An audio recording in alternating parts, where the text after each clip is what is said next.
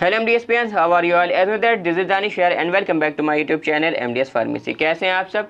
तो आज हम एक नई प्लेलिस्ट स्टार्ट कर रहे हैं डीफार्म फर्स्ट ईयर के एक सब्जेक्ट फार्मास्यूटिक्स की, जिसमें हम फार्मास्यूटिक्स के जितने भी चैप्टर्स हैं, अप्रॉक्सीमेटली 7 चैप्टर्स हैं, सारे के सारे चैप्टर्स को chapters wise, lectures wise, topics wise काफ़ी अच्छी तरीके से, काफ़ी ईजी वे में, काफ़ी अच्छे हैंड रिटन नोट्स के साथ में, काफ़ी अच्छे एक्सप्लेनेशन के साथ में एंड बहुत ज़्यादा important very easy language and काफ़ी useful and important hand written notes के साथ में हम पूरी फार्मास्यूटिक्स को कवर अप करने वाले हैं। ओके, तो आज का हमारा फार्मास्यूटिक्स का डीफार्म फर्स्ट ईयर फार्मास्यूटिक्स का फर्स्ट लेक्चर है। न्यू सिलेबस के अकॉर्डिंग हम पूरी फार्मास्यूटिक्स को कवर अप करेंगे। तो आज के फर्स्ट लेक्चर में हम आपका जो चैप्टर नंबर फर्स्ट है that is pharmacy profession, pharmacy career and pharmacopoeia, इसको हम डिस्कस करेंगे। ओके, तो थोड़ा सारा पहले मैं आपका, क्योंकि फर्स्ट लेक्चर है आज का हमारा, ठीक है, आज से हम शुरुआत कर रहे हैं अपनी फार्मास्यूटिक्स की। मैं ये मानकर चल रहा हूँ अगर आपको फार्मास्यूटिक्स में कुछ भी नहीं आता, बिल्कुल आप ज़ीरो से हीरो लेवल तक अगर जाना चाहते हैं तो सारे के सारे लेक्चर्स को काफ़ी अच्छे से आप देखें और हम पूरी कोशिश करेंगे कि फार्मास्यूटिक्स को बिल्कुल ईजी तरीके से आपके सामने उसको प्रेजेंट करें। एज मतलब अगर आपने अभी तक कुछ भी नहीं पढ़ा है एंड एग्ज़ाम्स आपके करीब हैं तो आप काफ़ी अच्छा अपना परफॉर्म कर पाएँ अपने एग्ज़ाम्स में। ओके, सो थोड़ा सारे पहले हम सिलेबस के बारे में देख लेते हैं, सिलेबस का रिव्यू कर लेते हैं कि भाई फर्स्ट आज का हमारा फर्स्ट लेक्चर है, तो इस लिहाज से कि पूरी फार्मास्यूटिक्स में हमें मेनली क्या क्या पढ़ना है उसके बारे में थोड़ा सारा हमें पता चल जाएगा। एंड ये जो नोट्स हैं, हैंड रिटन नोट्स हैं, इनके ज़रिए हम पढ़ेंगे पूरी फार्मास्यूटिक्स को। तो थोड़ा सारे पहले हम इन नोट्स के बारे में भी जान लेते हैं, फिर हम अपना चैप्टर फर्स्ट स्टार्ट करेंगे। ओके, सो दैट ये हैं हमारे notes, that is MDSP pharmaceutics hand written notes. इसके अगर हम सैलिएंट फीचर्स की बात करें, इन्हीं नोट्स के ज़रिए पूरी फार्मास्यूटिक्स को हम कवर अप करने वाले हैं।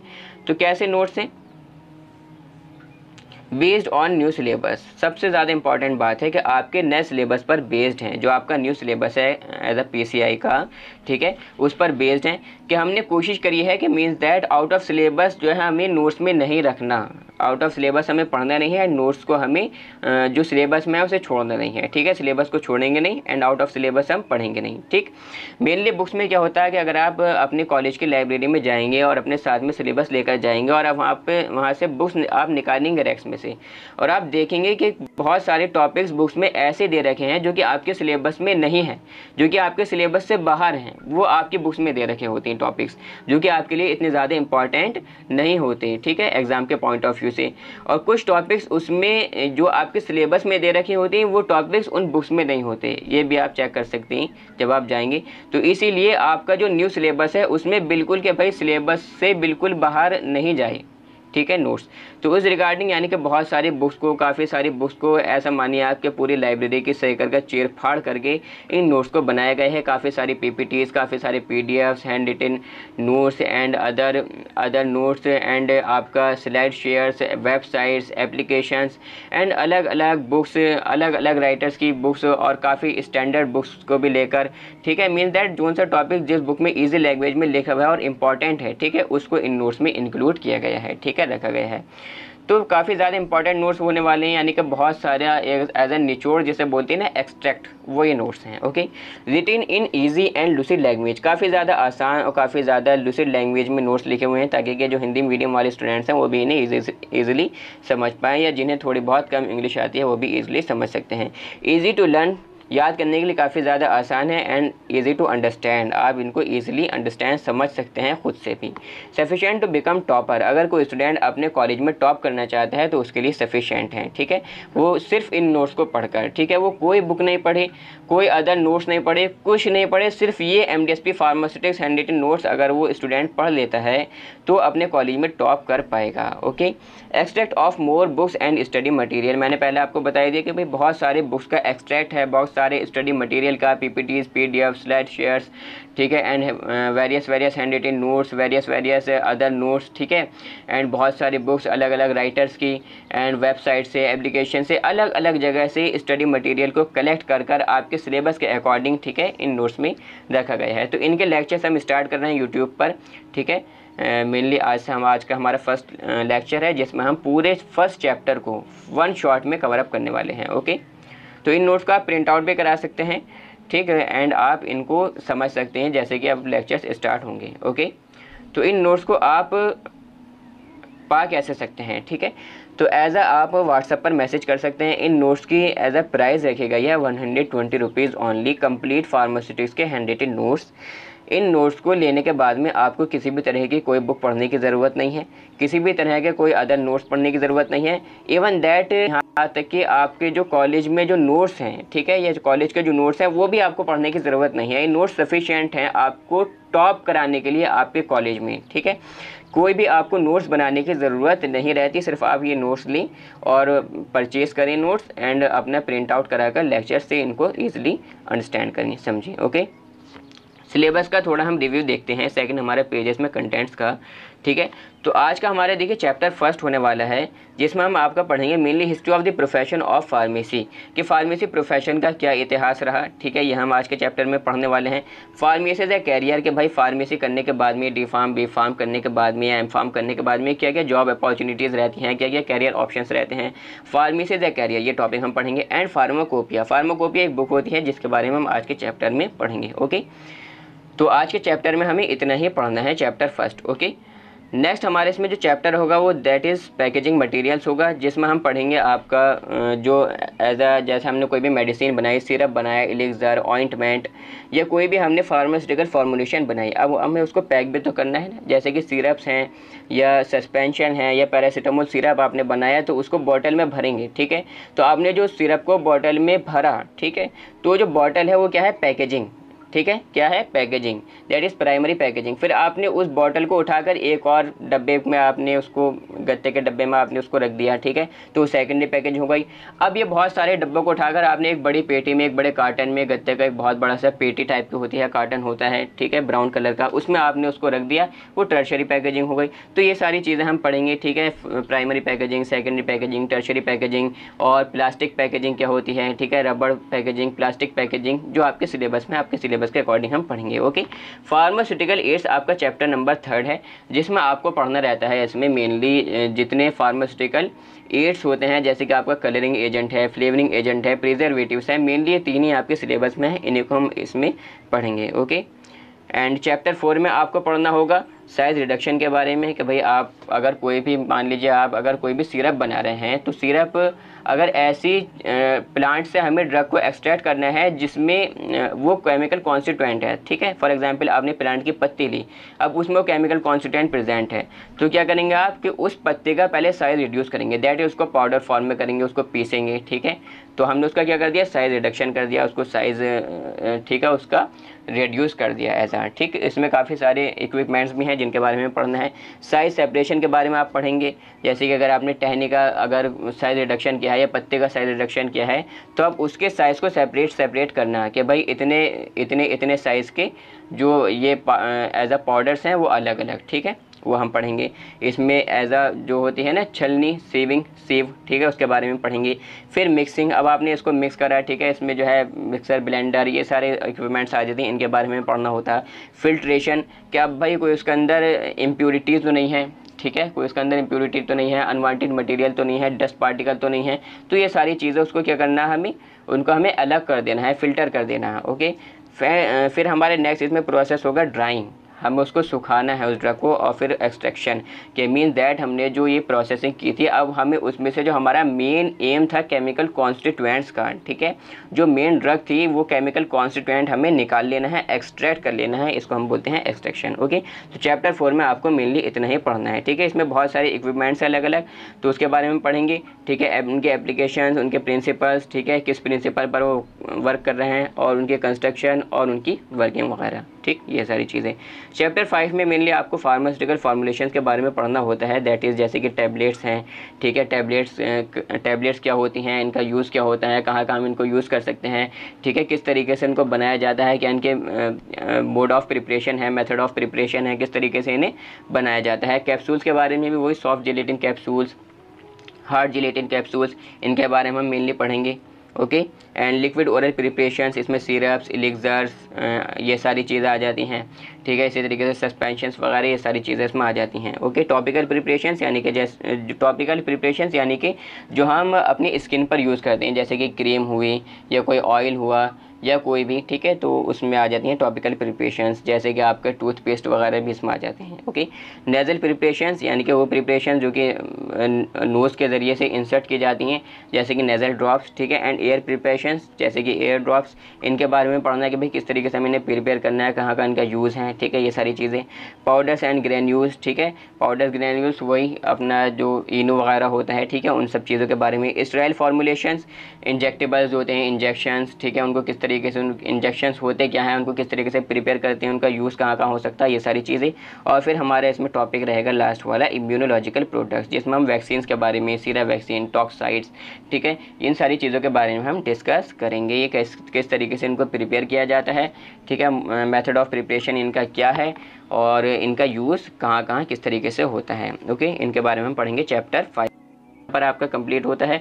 तो चैप्टर 6 में हम यहाँ पर पढ़ते हैं फार्मास्यूटिकल इंडस्ट्री के बारे में और उसके कुछ बेसिक कॉन्सेप्ट्स के बारे में, ठीक है। फार्मास्यूटिकल इंडस्ट्री यानी कि वो फार्मास्यूटिकल कंपनी जहाँ पर मेडिसिन बनाई जाती हैं, दवाइयाँ बनाई जाती हैं, ठीक है, तो किस तरीके से उसका लेआउट होना चाहिए, किस तरीके से वहाँ पर पूरा सेटअप होना चाहिए, वो सारी चीज़ें हम पढ़ेंगे कि भाई इसमें जनरेटर रूम किधर होना चाहिए, सिक्योरिटी रूम किधर होना चाहिए, ठीक है, और गोदाम किधर बना हुआ होना चाहिए। ये सारी बहुत सारी चीज़ें इसमें हैं और काफ़ी सारे इसमें अलग से भी टॉपिक्स हैं, ठीक है, बेसिक कॉन्सेप्ट्स। तो ये सारी चीज़ें हम पढ़ेंगे किसमें, चैप्टर नंबर 6 में, दैट इज़ फार्मास्यूटिकल इंडस्ट्री के बारे में। और चैप्टर 7 हमारा लास्ट चैप्टर है इसमें, तो इसमें हम पढ़ेंगे नॉवल ड्रग डिलीवरी सिस्टम, यानी कि वो नया आधुनिक तरीका ड्रग को बॉडी में इंट्रोड्यूस कराने का, ठीक है। मेनली ड्रग को इंट्रोड्यूस बॉडी में कराया जाता है, ठीक है, एज अ टैबलेट की फॉर्म में। तो उसी टैबलेट को थोड़ा सारा मॉडिफाई कर नया आधुनिक तरीका कि भाई हमने मान लीजिए कोई अगर पेशेंट है, उस पेशेंट के अगर 1 महीने तक इलाज चलना है और उसको 1 टैबलेट डेली खानी है, तो पेशेंट क्या करेगा, किसी दिन खाएगा, किसी दिन नहीं खाएगा, किसी दिन भूल जाएगा, किसी दिन सो जाएगा, ठीक है।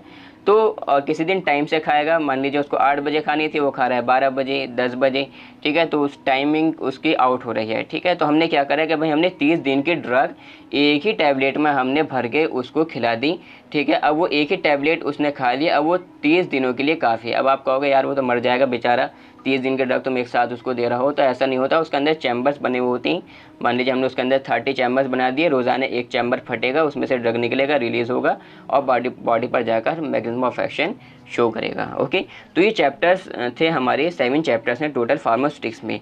ये सिलेबस मुझे समझाने का मकसद आपको ये था कि आपको इतना समझ में आ गया होगा, क्योंकि फर्स्ट लेक्चर है हमारा, ठीक है, तो ये समझाना ज़रूरी था। इतना आपको समझ में आ गया होगा कि भाई मेनली मुझे फार्मास्यूटिक्स में पढ़ना क्या क्या है, ठीक है।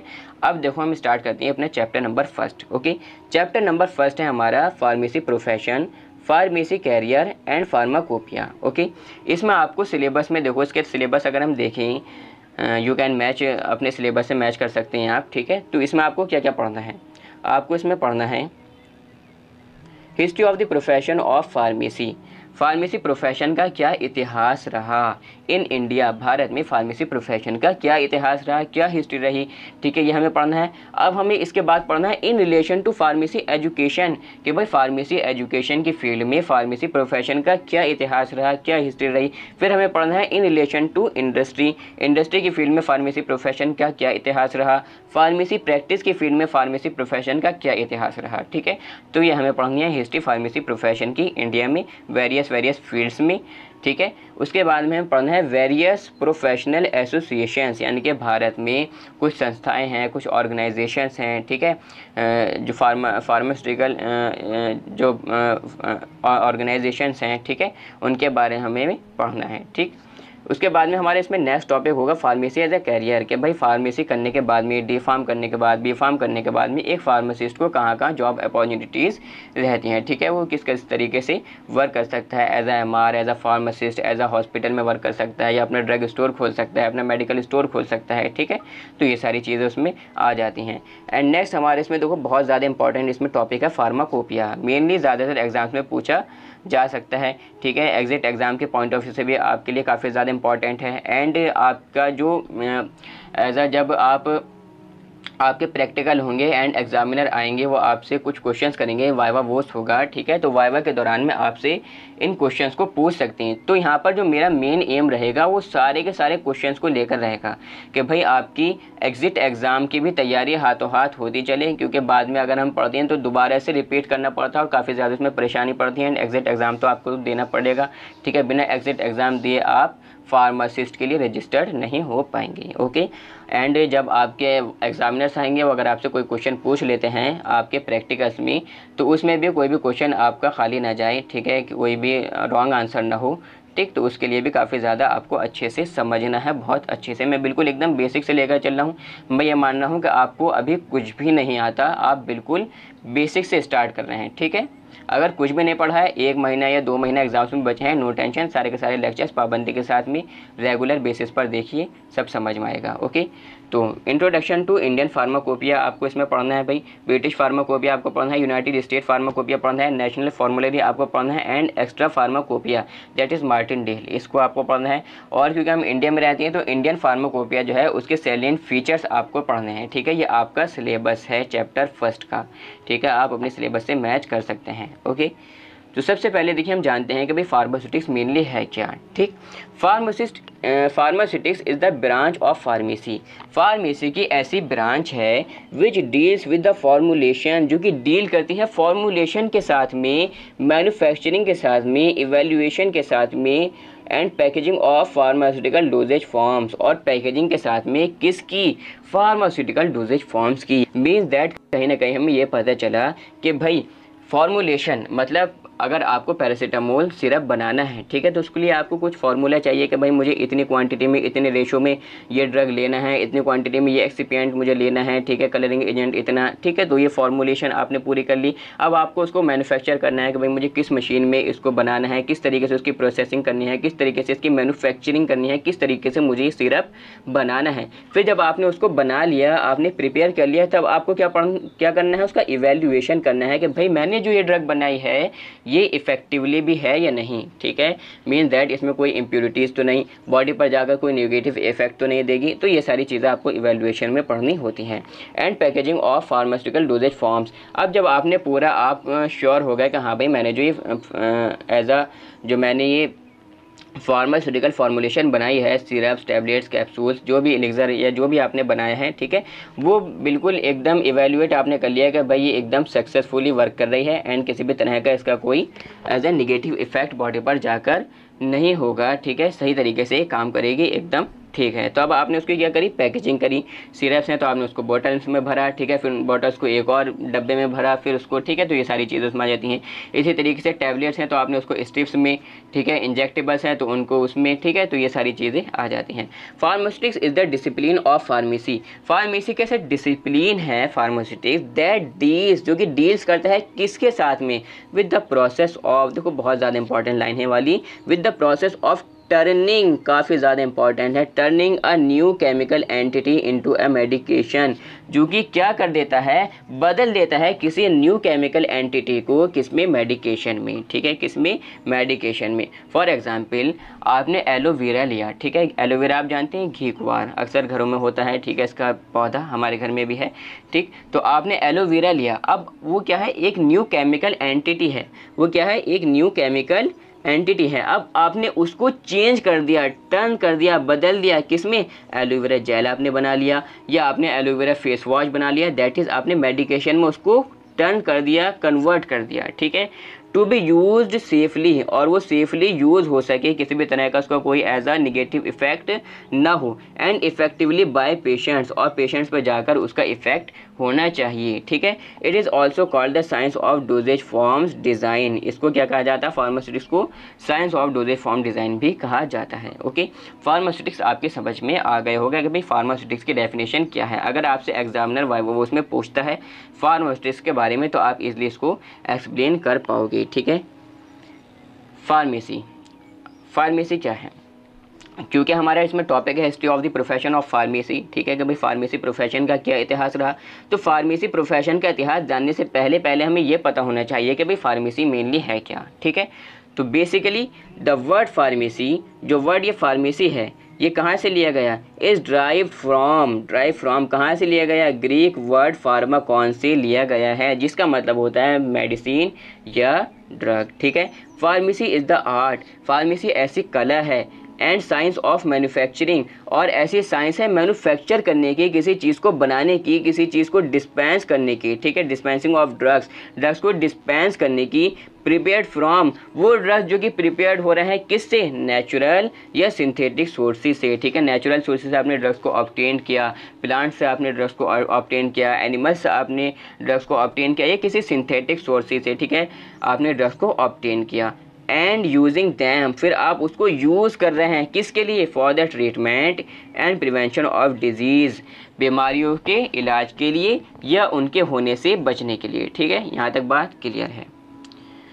अब हमारे यहाँ से चैप्टर स्टार्ट होता है history of the profession of pharmacy. ठीक है। फार्मेसी प्रोफेशन का क्या इतिहास रहा हिंदुस्तान में, इंडिया में, भारत में। ओके। तो देखो इस जो ये हमारा हिस्ट्री है, हिस्ट्री को हम 3 पार्ट्स में डिवाइड कर सकते हैं। ठीक है। 3 पार्ट्स में, means that ancient pharmacy profession की, यानी कि प्राचीन भारत में, पुराने ज़माने में प्राचीन भारत में फार्मेसी प्रोफेशन का क्या इतिहास रहा। ठीक है। History of the pharmacy profession in India can be divided into 3 parts, 3 parts में उसको डिवाइड कर सकते हैं। एज एंसेंट यानी कि प्राचीन भारत में क्या इतिहास रहा फार्मेसी प्रोफेशन का, एंड बिफोर इंडिपेंडेंस, के आज़ादी से पहले 1947 से पहले फार्मेसी प्रोफेशन का क्या इतिहास रहा अंग्रेज़ों के ज़माने में, अंग्रेज़ों के दौर में। ठीक है। या आज़ादी से पहले क्या इतिहास रहा, एंड आफ्टर इंडिपेंडेंस, और जब हमारा देश आज़ाद हो गया, जब हमारे देश को आज़ादी मिल गई, उसके बाद में अब फार्मेसी प्रोफेशन का क्या इतिहास रहा। दैट इज़ 1947 के बाद में, जब हमारा देश आज़ाद हुआ, उसके बाद में फार्मेसी प्रोफेशन का क्या इतिहास रहा। ठीक है। तो हमने मेनली इसको 3 पार्ट्स में डिवाइड कर दिया। यहाँ तक बात क्लियर होगी एकदम, कोई डाउट आपको नहीं होगा किसी भी तरह का। ओके। नेक्स्ट देखिए, अब हमारे इसमें सबसे फर्स्ट जो है हमारे इसमें वो क्या है, एंशिएंट फार्मेसी प्रोफेशन, यानी कि फार्मेसी प्रोफेशन का क्या इतिहास रहा प्राचीन भारत में। इन एंशिएंट इंडिया, इन इंडिया, प्राचीन भारत में, the sources of drugs were of vegetables, animals and mineral origins. जो सोर्सेज थे ड्रग्स के, सोर्सेज आप समझते हैं, मीन दैट जहाँ से ड्रग्स को ऑब्टेन किया जा रहा है वो क्या थे, जहाँ से ड्रग्स को निकाला जा रहा है, एक्सट्रैक्ट किया जा रहा है, ऑब्टेन किया जा रहा है, वो क्या थे, सोर्सेज क्या थे, वेजिटेबल्स थे, एनिमल्स थे और मिनरल ओरिजिन थे। ठीक है। तो इनसे ड्रग्स को ऑब्टेन किया जा रहा था प्राचीन भारत में। They were prepared empirically by few experience persons, और कुछ जानकार लोग, ठीक है, चुनिंदा लोग, कुछ जानकार लोग इनको प्रिपेयर करते थे। Knowledge of that medical system, और उस मेडिकल सिस्टम की जो नॉलेज थी, जो जानकारी थी, was usually kept secret with in a family, वो क्या रखी जाती थी, गुप्त रखी जाती थी, छुपा कर रखी जाती थी उसी फैमिली में, ताकि कि किसी और को पता न चले। ठीक है। एज ए किसी के पास हुनर है कोई दवाई बनाने का, ठीक है, कोई एज ए एक्सपीरियंस पर्सन है, ठीक है, तो उसी फैमिली में उस मेडिकल सिस्टम की जो नॉलेज थी वो गुप्त रखी जाती थी, वो क्या रखी जाती थी, छुपा कर रखी जाती थी। ठीक है। There were no scientific methods of standardisation of drugs, कोई साइंटिफिक मेथड ही नहीं था स्टैंडर्डाइजेशन का, कि भाई ड्रग का स्टैंडर्ड क्या है, किस क्वालिटी की है, किस टाइप की है, ठीक है, कैसी है, इसका कोई स्टैंडर्डाइजेशन ही नहीं था। The Indian system of medicine, और जो इंडियन सिस्टम ऑफ मेडिसिन था, decline during the Muslim rule, decline हुआ मुस्लिम रूल के दौरान। वाइल, जबकि जो अरेबिक या यूनानी तिब्बी सिस्टम था वो पनपा, फ्लोरिश्ड हुआ। The first general hospital was set up in at Madras in 1664, Hindustan में, इंडिया में जो पहला जनरल हॉस्पिटल था वो सेटअप हुआ था, कहाँ हुआ था, मद्रास में 1664 में। ओके। यहाँ तक कोई डाउट नहीं। Under British rule allopathic system got state patronage, ठीक है, जब ब्रिटिश रूल आया, ठीक है, जब अंग्रेज़ आए हिंदुस्तान में, ठीक है, ब्रिटिश रूल आया, तब क्या हुआ कि जो एलोपैथिक सिस्टम ऑफ मेडिसिन है, जो कि आज भी पूरे ऑल ओवर इंडिया में सबसे ज़्यादा यूज़ होने वाला है, ठीक है, एंड पूरी दुनिया में सबसे ज़्यादा यूज़ होने वाला है, that is allopathic system of medicine God state patronage, ये किस में आया, एज ए तरक्की में आया, ठीक है, एंड बिकम पॉपुलर, और काफ़ी ज़्यादा पॉपुलर हुआ, काफ़ी ज़्यादा फेमस हुआ by the end of 19th century के आखिर में, एंड में। The western also called the allopathic system, इसको हम वेस्टर्न सिस्टम या एलोपैथिक सिस्टम भी कह सकते हैं, ठीक है, केम इनटू इंडिया, ये भारत में आया with the British traders who letter become rulers. किसके साथ में आया था? ब्रिटिश ट्रेडर्स के साथ में आया था, यानी कि जो अंग्रेज़ थे, या अंग्रेज़ जब हिंदुस्तान में आए थे तो ऐसे तो उन्होंने हिंदुस्तान पर कब्ज़ा नहीं किया था, पहले आए थे व्यापारी बनकर, कारोबारी बनकर के भाई हमें यहाँ पर आकर हमें कारोबार करना है हिंदुस्तान में, इंडिया में, ठीक है, हमें यहाँ पर आकर क्या करना है? कारोबार करना है, ठीक है, कुछ फैक्ट्रीज वगैरह पता नहीं क्या था, ठीक है। तो ये सारा इनका एज अ मिशन जो था इनका वो हिंदुस्तान पर कब्ज़ा करना था, लेकिन क्योंकि बहाना ये था इन लोगों का कि भाई हमें हिंदुस्तान में कारोबार करना है, ठीक है, तो ट्रेडर्स बनकर, ब्रिटिश ट्रेडर्स बनकर ये हिंदुस्तान में आए, हु लेटर बिकम रूलर्स, जो कि बाद में क्या बने? रूलर्स बने, शासक बने। इन्होंने राज किया हिंदुस्तान पर, ठीक है, इन्होंने गद्दारी करी, ठीक। अब हम पढ़ते हैं बिफोर इंडिपेंडेंस फार्मेसी प्रोफेशन, ठीक है, यानी कि आज़ादी से पहले 1947 से पहले फार्मेसी प्रोफेशन का क्या इतिहास रहा था इंडिया में, ठीक है। The first chemist shop was open by Scotch Bathgate at Calcutta in 1811। जो पहली केमिस्ट शॉप थी वो ओपन की गई थी, किसके ज़रिए? स्कॉच पैथगेट ने ओपन की थी। कहाँ पर? कलकत्ता में 1811 में। 19th सेंचुरी में various activities related to pharmacy practice were performed according to London pharmacopoeia, ठीक है। वेरियस एक्टिविटीज़ फार्मेसी प्रैक्टिस के रिगार्डिंग, फार्मेसी प्रैक्टिस से रिलेटेड ये परफॉर्म की जाती थी, किसके अकॉर्डिंग? लंदन फार्माकोपिया के अकॉर्डिंग। अब आप कहेंगे कि सर ये फार्माकोपिया क्या है? तो फार्माकोपिया आगे एक टॉपिक आपका पूरा दे रखा है, ठीक है, एक बुक होती है जिसमें ड्रग्स वगैरह के बारे में लिखा हुआ होता है, वो हम डिटेल में पढ़ लेंगे, okay. A formal training of compounders, formal training compounders की स्टार्टेड इन 1881, ठीक है, 1881 में, 1881 में स्टार्ट हुई। कहाँ पर? बंगाल में। ड्यूरिंग 1901 टू 1930, 1901 से लेकर 1930 तक जो सिस्टम था, द सिस्टम ऑफ ट्रीटमेंट, जो इलाज का जो सिस्टम था, द सिस्टम ऑफ ट्रीटमेंट, वो क्या था? फॉर द प्रिवेलेंट डिजीज़ के लिए जो इलाज का सिस्टम था, जो as a system of treatment था एंड एलिमेंट था, वो क्या था? यूनानी था, आयुर्वेदा था और एलोपैथी था, ठीक है। Initially all the drugs were imported from Europe, ठीक है। शुरुआत में जितने भी ड्रग्स थे वो कहाँ से इम्पोर्ट किए जाते थे? यूरोप से इंपोर्ट किए जाते थे, यानी कि हिंदुस्तान में कहाँ से ड्रग्स मंगाए जा रहे हैं? किसी दूसरी कंट्री से, यूरोप से मंगाए जा रहे हैं ड्रग्स, ठीक है। Later some drugs of this system, कुछ ड्रग्स इस सिस्टम के began to be manufacture in this country, ठीक है। बाद में कुछ ड्रग्स इस सिस्टम के, ठीक है, यूनानी, आयुर्वेदा, एलोपैथी, ठीक है, इन सिस्टम्स के कुछ ड्रग्स मैन्युफैक्चर्ड होना शुरू हो गए, बनने शुरू हो गए हमारी ही कंट्री में, इंडिया में। 1901 में देखो क्या हुआ था? एस्टेब्लिशमेंट हुआ था बंगाल केमिकल और फार्मास्यूटिकल वर्क्स का। ये आपके एग्जिट एग्जाम के पॉइंट ऑफ व्यू से इंपॉर्टेंट हो सकता है, ओके। कलकत्ता में बाय किसने किया था? बाय आचार्य PC राय ने, ठीक है। एंड 1903 में 1903 में क्या था कि एक स्मॉल फैक्ट्री पैरल में, बॉम्बे में, ठीक है, ओपन की थी। किसके ज़रिए हुई थी? प्रोफेसर TK गुज्जर, ठीक है। 1907 में 1907 में एलेम्बिक केमिकल वर्क्स बड़ौदा में ये हुआ था। किन्होंने किया था? प्रोफेसर TK गुज्जर ने स्टार्ट किया था एलेम्बिक केमिकल वर्क्स, ठीक है, कहाँ पर? बड़ौदा में। Drugs were mostly exported in crude form and imported in finish form, ठीक है। क्या होता था अंग्रेज़ों के ज़माने में, आज़ादी से पहले, कि जो ड्रग्स एक्सपोर्टेड हो रहे थे, एक्सपोर्टेड मीन्स दैट इंडिया से बाहर जा रहे थे, किसी दूसरी कंट्री में जा रहे थे, वो किस फॉर्म में जा रहे थे? क्रूड फॉर्म में जा रहे थे, और इम्पोर्ट होते थे, यानी कि हिंदुस्तान में आते थे फिनिश्ड फॉर्म में, ठीक है, फिनिश्ड फॉर्म में। During world war first world war के दौरान, यानी कि 1914 टू 1920 के दौरान में, the imports of drugs war slow down, ठीक है।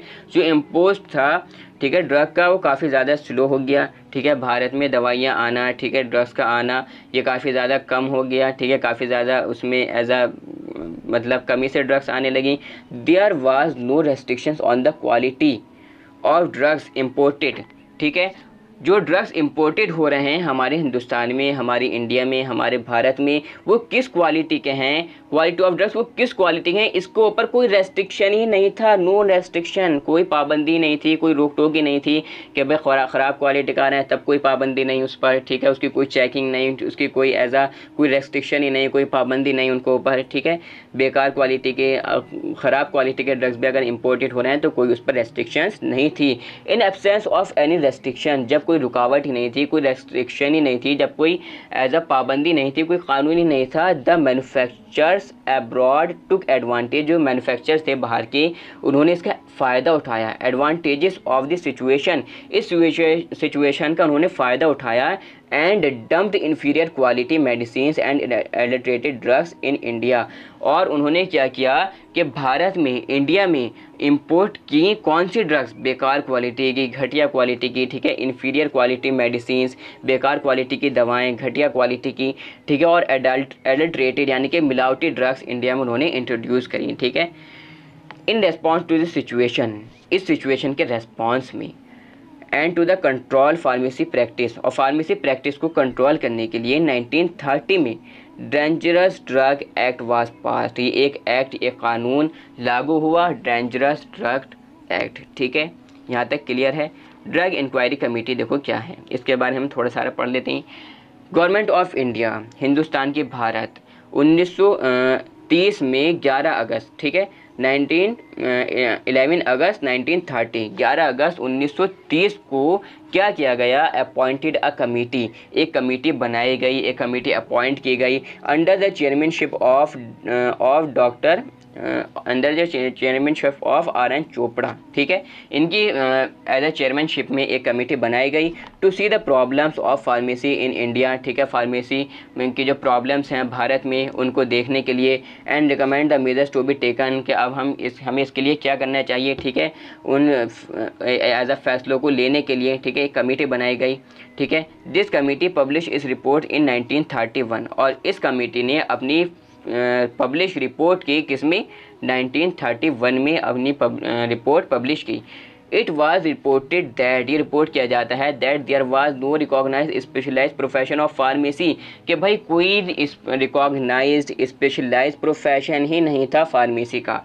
अ set of people known as compounders were filling the gap, ठीक है, कुछ जो है मतलब कुछ ग्रुप, कुछ लोग, अ सेट ऑफ पीपल, ठीक है, कुछ ग्रुप जिन्हें हम कंपाउंडर्स कहते हैं, ठीक है, कंपाउंडर्स जाने जाते हैं, ठीक है, वो ये गैप फिलअप कर रहे थे, ठीक है, गैप फिल कर रहे थे, यानी कि कोई एज अ स्पेशलाइज्ड प्रोफेशन ही नहीं था जब, ठीक है, फार्मेसी का। Just after the publication of report, जैसे ही पब्लिकेशन हुआ रिपोर्ट का, ठीक है, रिपोर्ट पब्लिक हुई, ठीक है, पब्लिश हुई, तो प्रोफेसर महादेवा लाल श्रॉफ ने इनिशिएटेड करी एक फार्मास्यूटिकल एजुकेशन, ठीक है, हाँ सॉरी, फार्मास्यूटिकल एजुकेशन क्या करी, इसकी शुरुआत करी, इनिशिएटेड करी कि भाई कोर्सेज जो है लागू किए जाएं, ठीक है, अब जो है फार्मेसी एजुकेशन को स्टार्ट किया जाए, एट द यूनिवर्सिटी लेवल पर इसको किया जाए। इन द किसमें स्टार्ट की थी उन्होंने, बनारस हिंदू यूनिवर्सिटी में, ठीक है, BHU में, बनारस हिंदू यूनिवर्सिटी में इन्होंने ये स्टार्ट की, ठीक है, तो यहाँ तक समझ में आ गया होगा, ओके। अब देखिए हम बात करते हैं आफ्टर इंडिपेंडेंस, यानी कि आज़ादी के बाद में क्या इतिहास रहा फार्मेसी प्रोफेशन का। आज़ादी के बाद में जब हमारा देश आज़ाद हो गया 1947 में, तो उसके बाद में हिंदुस्तान में क्या इतिहास रहा, ठीक है। एट इंडिपेंडेंस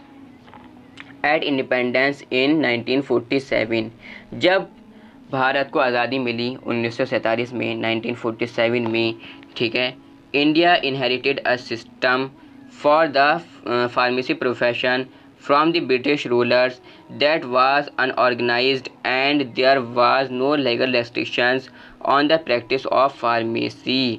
तब क्या किया गया कि इंडिया ने इनहेरिटेड क्या, एक सिस्टम, किसके लिए, फार्मेसी प्रोफेशन के लिए, किन से, ब्रिटिश रूलर से, जो कि क्या था, ब्रिटिश रूलर्स में क्या था कि भाई कोई अनऑर्गेनाइज्ड था, ठीक है, कोई लीगल रेस्ट्रिक्शंस नहीं थे फार्मेसी प्रैक्टिस पर, ठीक है, और जो कॉन्सेप्ट था फार्मेसी का, ठीक है, जो कॉन्सेप्ट था फार्मेसी का, pharmacy practice was not realised, ठीक है, वो रियलाइज ही नहीं था कि एक्चुअल में फार्मेसी प्रैक्टिस है क्या, ठीक है, रियलाइज ही नहीं था under after the independence was gain, जब तक क्या नहीं हो गया, जब तक भारत को आज़ादी नहीं मिल गई, ठीक है।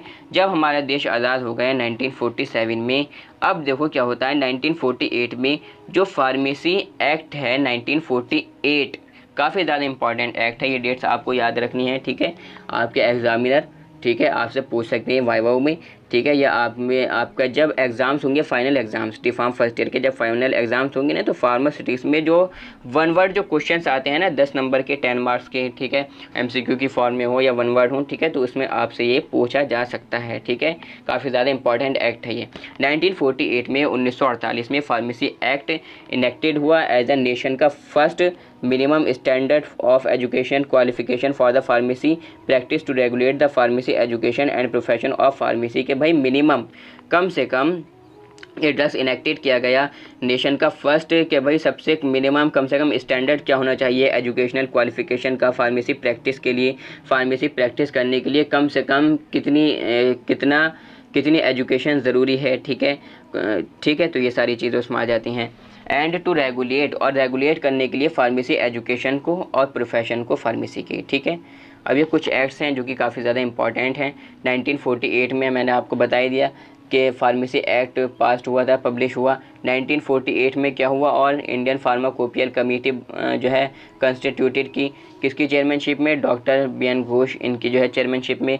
1949 में 1949 में 1949 में क्या हुआ कि भाई pharmacy council of India that is PCI, ठीक है, वो एस्टेब्लिश की गई। ये भी काफ़ी ज़्यादा इंपॉर्टेंट टॉपिक है, इंपॉर्टेंट पॉइंट है, ठीक है, आपके एग्ज़ाम के पॉइंट ऑफ व्यू से, ओके। एंड आपका 1954 में क्या हुआ कि भाई drugs and magic remedies act 1954 was pass, ठीक है, ये पास किया गया टू स्टॉप, ठीक है, ये एक act drugs and magic remedies act 1954 में इसको पास किया गया। क्या करने के लिए, रोकथाम करने के लिए, स्टॉप करने के लिए मिसलीडिंग एडवर्टाइजमेंट्स, उल्टे सीधे बेकार के आलतू फालतू, ठीक है, एडवर्टाइजमेंट्स, उनको रोकने के लिए, उनको एज अ बंद करने के लिए। एंड 1954 में 1954 में और क्या हुआ कि भाई education regulation have come in force, education regulation ताकत माई फोर्स माई, ठीक है। Medicinal and toilet preparations act ये पास हुआ 1955 में, क्या करने के लिए, एनफोर्स करने के लिए यूनिफॉर्म ड्यूटी को for all the states for alcohol products के लिए, ओके। 1955 में 1955 में फर्स्ट एडिशन इंडियन फार्माकोपिया का पब्लिश हुआ था। काफ़ी ज़्यादा इंपॉर्टेंट पॉइंट है ये वाला भी। 1955 में क्या हुआ था, फर्स्ट एडिशन इंडियन फार्माकोपिया का पब्लिश हुआ। 1966 में क्या हुआ कि भाई drugs price control order act ये पास हुआ था, ठीक है। एंड देन फिर ये रिवाइज हुआ किसमें, 1970 में, 1979 में, 1987 में, 1995 में एंड 2013 में। 1985 में क्या हुआ था कि narcotic and psychotropic substances act ये पास हुआ प्रोटेक्ट करने के लिए सोसाइटी को, किससे, from danger of addictive drugs, ठीक है, इनसे बचाने के लिए। इन द अदर पॉलिसीज़ में एक्ट जो है पास हुए इंडिपेंडेंस के बाद में, आज़ादी के बाद में वेरियस कानून बनाए गए, वेरियस कानून पास हुए, एक्ट्स पास हुए, ओके। अब आप मुझसे कहेंगे कि सर ये तो इतने ज़्यादा लंबा हो गया और अभी हमारा जो रिलेशन में जो है मतलब फार्मेसी एजुकेशन की फील्ड में क्या इतिहास है ये भी तो अभी रह गया, अभी तो काफ़ी बड़ी ये थ्योरी हो गई और हिस्ट्री हो गई, हम याद किस तरीके से करेंगे। तो अगर आप याद करने इसको बैठे, ठीक है, तब आप कहीं ना कहीं जब आप एग्ज़ामिनेशन हॉल में जाएंगे तो हो सकता है आप इसको भूल जाएं, ठीक है।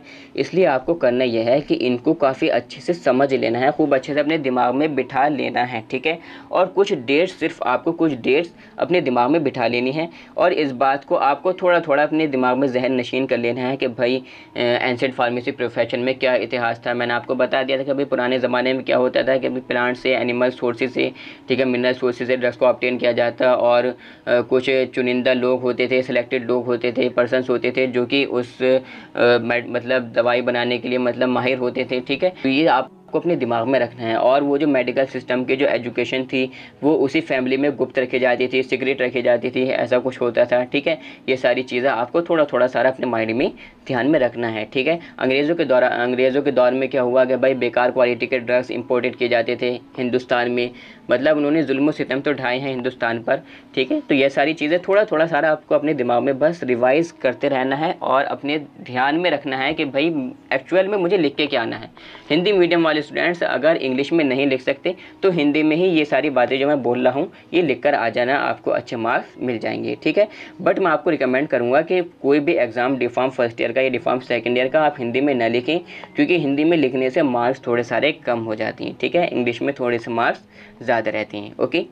एंड देखो अब हमने इसमें बात करी थी कि भाई इंडिपेंडेंस के बाद में, आज़ादी के बाद में क्या इतिहास रहा फार्मेसी प्रोफेशन का, तो आप उसमें लिख सकते हैं कि भाई बहुत सारे वेरियस एक्ट्स जो है पास हुए, कानून बनाए गए, रोकथाम की गई, और जो बेकार क्वालिटी के ड्रग्स इंपोर्टेड हो रहे थे उनके ख़िलाफ़ कानून बनाए गए, ठीक है। फार्मेसी एजुकेशन की कोई मतलब एज अ कोई वही नहीं था कि भाई किस टाइप की कम से कम एजुकेशन क्वालिफ़िकेशन क्या होनी चाहिए, ठीक है। तो ये सारी चीज़ें एजुकेशनल लेवल पर ये सब चीज़ें स्टार्ट की गई, ठीक है, अलग अलग चीज़ें। तो ये सारी चीज़ें थोड़ा सा आपको अपने ध्यान में रखना है, ठीक है। एंड ये बस थोड़ा सा ध्यान में रखना है, कुछ मेन एक्ट्स हैं, ठीक है, वो अगर आप ध्यान में रख लेंगे तो अच्छा खासा हो जाएगा, वो मैंने आपको बता ही दिया। ओके, वैसे ये जो आपका ये जो एक्ट्स हैं ना, ये सारे के सारे जितने आपको एक्ट्स हैं, ये सारे जितने एक्ट्स हैं, इसका पूरा आपका एक सब्जेक्ट है फार्मास्यूटिकल जूरिस्प्रूडेंस डिफार्म सेकंड ईयर में, ठीक है। तो जब आप डिफार्म सेकंड ईयर में जाएंगे ना, तो ये जितने भी एक्ट्स हैं 1948 में फार्मेसी एक्ट, ठीक है, ये सारी चीज़ें PCI, ठीक है, तो ये जितने एक्ट्स हैं वहाँ पर आपको पढ़ने के लिए दिख जाएंगे, ठीक है। अब जो हम बात करते हैं in relation to pharmacy education in India, कि भाई फार्मेसी प्रोफेशन का भारत में क्या इतिहास रहा फार्मेसी एजुकेशन की फील्ड में, ठीक है। The first college in India, ठीक है, तो बहुत ध्यान से समझते हुए चलना, बिल्कुल भी थोड़ा सा भी पैनिक मत करो, टेंशन अगर करोगे तो कुछ समझ में नहीं आएगा, ठीक है। नो डाउट थोड़ा सा बोरिंग तो है चैप्टर, एंड काफ़ी ज़्यादा लेंथी चैप्टर है ये, तो बस आपको काफ़ी अच्छे से अपने दिमाग में बैठा लेने हैं थोड़े से पॉइंट्स, ठीक है, एंड आप अपना लिख सकते हैं, काफ़ी अच्छे मार्क्स गेन कर सकते हैं, ठीक है। जो फर्स्ट कॉलेज था इंडिया में, भारत में पहला कॉलेज था was Madras medical college.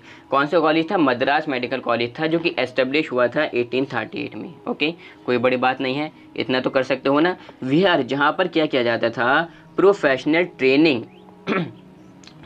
Training was given to the students. Professional training दी जाती थी स्टूडेंट्स को, छात्र छात्राओं को, फॉर ट्रीटिंग पेशेंट्स को ट्रीट करने के लिए विद ड्रग्स, के भाई किस तरीके से हमें पेशेंट्स को ट्रीट करना है ड्रग्स के साथ में, ठीक है। तो ये प्रोफेशनल ट्रेनिंग वहाँ पर दी जाती थी। द फर्स्ट फार्मेसी कॉलेज, और जो पहला फार्मेसी कॉलेज था एशिया में, इन एशिया, वो स्टार्टेड हुआ था किसमें? गोवा में। किसमें? 1842 में। The first 2 year professional course chemist and druggist diploma, 2 साल का ये डिप्लोमा कोर्स, ठीक है, केमिस्ट एंड ड्रगिस्ट डिप्लोमा, ये स्टार्टेड हुआ था कहाँ पर? मद्रास मेडिकल कॉलेज में 1874 में। इतना तो याद रख सकते हो ना, कोई इतनी बड़ी इसमें बात नहीं है। एंड आपको पता होगा कि भाई पहले बीफार्म 3 साल का हुआ करता था, तो वो बात भी यहाँ पर लिखी हुई है। And industry oriented 3 year bachelor of pharmacy, that is B Pharm programme, was started by Mahadeva Lal Shroff, ठीक है। महादेवा लाल श्रॉफ ने इसको स्टार्ट किया था बीफार्म कोर्स को, जो कि कितने साल का था? 3 साल का था पहले, ठीक है। The father of pharmacy education in India, ठीक है, और इनको क्या कहा जाता है? महादेवा लाल श्रॉफ जो है, इनको क्या कहा जाता है? Pharmacy education, father of pharmacy education in India इन्हें कहा जाता है। कहाँ पर इन्होंने स्टार्ट किया था ये course, B Pharm course? Banaras Hindu University में, BHU में 1932 में, ठीक है, कोई इतनी बड़ी बात नहीं है, इसलिए याद कर सकते हो। द फर्स्ट, अब देखो सुनो, हमने डिप्लोमा के बारे में देख लिया, बीफार्म के बारे में देख लिया, अब आता है बीफार्म के बाद में क्या होता है? एमफार्म। तो काफ़ी ज़्यादा सिस्टमिक वे में नोट्स को बनाया गया है, ठीक है, थोड़ा सारे मैं आपको बताने की कोशिश कर रहा हूँ। अगर आप बुक्स में देखेंगे तो काफ़ी ज़्यादा आपको उसमें कुछ टॉपिक्स मिलेंगे भी नहीं, ठीक है, आउट ऑफ सिलेबस भी मिलेगा एंड लैक ऑफ सिलेबस भी मिलेगा, ठीक है। द फर्स्ट एमफार्म, पहला एमफार्म प्रोग्राम इंट्रोड्यूस हुआ किसमें? 1940 में, 1940 में। कहाँ पर? BHU में, बनारस हिंदू यूनिवर्सिटी में, ठीक है। 1945 में क्या हुआ? 1945 में doctor of philosophy, that is PhD programme started, introduce हुआ किसमें? बनारस हिंदू यूनिवर्सिटी में, ठीक है। यहाँ तक बात क्लियर है, ठीक है, तो इतना तो आप लिख सकते हैं, ठीक है। अब ये कुछ है today pharmacy courses in India, आज के टाइम में, ठीक है, भारत में कौन कौन से फार्मेसी कोर्सेज हैं जो कि कराए जा रहे हैं भारत में, इंडिया में, वो कौन कौन से हैं? That is diploma in pharmacy, जो कि आप कर रहे हैं, ठीक है, D.Pharm, and B Pharm bachelor of pharmacy, ये प्रोग्राम जो है हिंदुस्तान में है, इंडिया में। एंड बीफार्म करने के बाद में क्या करती हैं हम? एमफार्म करती हैं, दैट इज़ किसी भी स्पेसिफिक सब्जेक्ट्स में हमें हासिल कर दी हैं। फार्माकोलॉजी में एमफार्म करा, फार्मास्यूटिक्स में एमफार्म करा, ठीक है। तो master of pharmacy, that is M Pharm programme M Pharm course कराया जाता है इंडिया में। And master of science in pharmacy, ठीक है, MS फार्म, ये प्रोग्राम कराया जाता है। Doctor of pharmacy, that is PharmD, ठीक है, ये प्रोग्राम्स हैं। Doctor of philosophy in pharmacy, that is PhD, ये कोर्सेज हैं आज के टाइम में जो कि कराए जाते हैं। The entry point of for D pharm, B pharm and pharm D programmes is 12 year. सबको अगर हम मिलाएंगे 2 साल का ये, 4 साल का ये, 6 साल का फार्म डी, ठीक है, तो 2 साल का डी फार्म हो गया, 4 साल का बी फार्म हो गया, 6 साल का फार्म डी हो गया, तो टोटल लगभग 12 ईयर्स ऑफ फॉर्मल एजुकेशन है साइंसिस में। ठीक है, यहाँ तक बात क्लियर है। अब हम देखते हैं हमने फार्मास्यूटिकल एजुकेशन की फील्ड में फार्मेसी प्रोफेशन का क्या इतिहास था, ये हमने देख लिया। ठीक है, अब हमारे इसमें नेक्स्ट जो हमारे सिलेबस में था कि भाई जो फार्मास्यूटिकल इंडस्ट्रीज़ हैं, कंपनीज़ हैं जहाँ पर दवाइयाँ बनाई जाती हैं, उस फील्ड में फार्मेसी प्रोफेशन का भारत में क्या इतिहास रहा, क्या उसकी हिस्ट्री रही। ठीक है, तो ये हम पढ़ेंगे। Indigenous medicines were manufactured and use at small scale. Indigenous आप समझते हैं, यानी कि जो किसी देश की पार्टिकुलर हो, नेटिव हो। इंडिजिनस यानी कि हमारे ही देश की मेडिसिन्स मैन्युफैक्चर्ड की जाती थी, यूज़ की जाती थी स्मॉल स्केल पर, छोटे पैमाने पर। ठीक है, छोटे पैमाने पर इसको यानी कि कम उसमें इसको बनाया जाता था। Prior to the use of allopathic medicine during British rule के दौरान में। ठीक है, यूज़ ऑफ एलोपैथिक मेडिसिन के prior. The Bengal chemical and pharmaceutical works, ठीक है, was the first indigenous industry. जो बंगाल केमिकल और फार्मास्यूटिकल वर्क्स, ठीक है, ये थी इंडस्ट्री, ये पहली इंडिजिनस इंडस्ट्री थी हिंदुस्तान की, जो कि एस्टेब्लिश हुई थी 1892 में, 1992 में। किसने? बाय आचार्य PC रे के जरिए। किसमें? कलकत्ता में। प्रोफेसर TK गुज्जर ने सेटअप किया था एक स्मॉल फैक्ट्री, किसमें? बॉम्बे में, पैरल में 1903 में। और एक एलेम्बिक केमिकल वर्क्स, ठीक है, इंडस्ट्री, ये कहाँ पर? 1907 में, 1907 में बड़ौदा में स्टार्ट हुई थी। ठीक है, 1940 में, 1940 में गवर्नमेंट ब्रॉड ड्यूरिंग बिल, ठीक है, इन्होंने एक बिल ब्रॉड किया रेगुलेट करने के लिए इंपोर्ट, मैन्युफैक्चर और सेल करने के लिए, डिस्ट्रीब्यूट करने के लिए ड्रग्स को ब्रिटिश इंडिया में। ठीक है, यहाँ तक बात क्लियर है। 1941 में ड्रग टेक्निकल एडवाइजरी बोर्ड ये कंस्टिट्यूटेड हुआ 1941 में। The chemical industrial and pharmaceutical laboratories was established in Mumbai. ठीक है, केमिकल इंडस्ट्रियल और फार्मास्यूटिकल लेबोरेटरीज, ये एक इंडस्ट्री, एक कंपनी, ये एस्टेब्लिश हुई कहाँ पर? मुंबई में। किसके ज़रिए? बाय डॉक्टर KA हमीद इन 1935, 1945 में डॉक्टर KA हमीद इन्होंने स्टार्ट की ये कंपनी। ठीक है, द नेम और दिस कंपनी, और फिर इस कंपनी का नाम चेंज हो गया, और चेंज करके क्या रख दिया गया? Was change to Cipla limited. ठीक है, ऑन 20 जुलाई 1984। ठीक है, 20 जुलाई 1984 को जो डॉक्टर KA हमीद इन्होंने जो कंपनी थी, कौन सी कंपनी थी? केमिकल इंडस्ट्रियल और फार्मास्यूटिकल लेबोरेटरीज, जो कि एस्टेब्लिश हुई थी मुंबई में। किन्होंने एस्टेब्लिश की थी? डॉक्टर KA हमीद 1935 में। इसका फिर नाम चेंज कर दिया गया किस डेट में? 20 जुलाई 1984 को।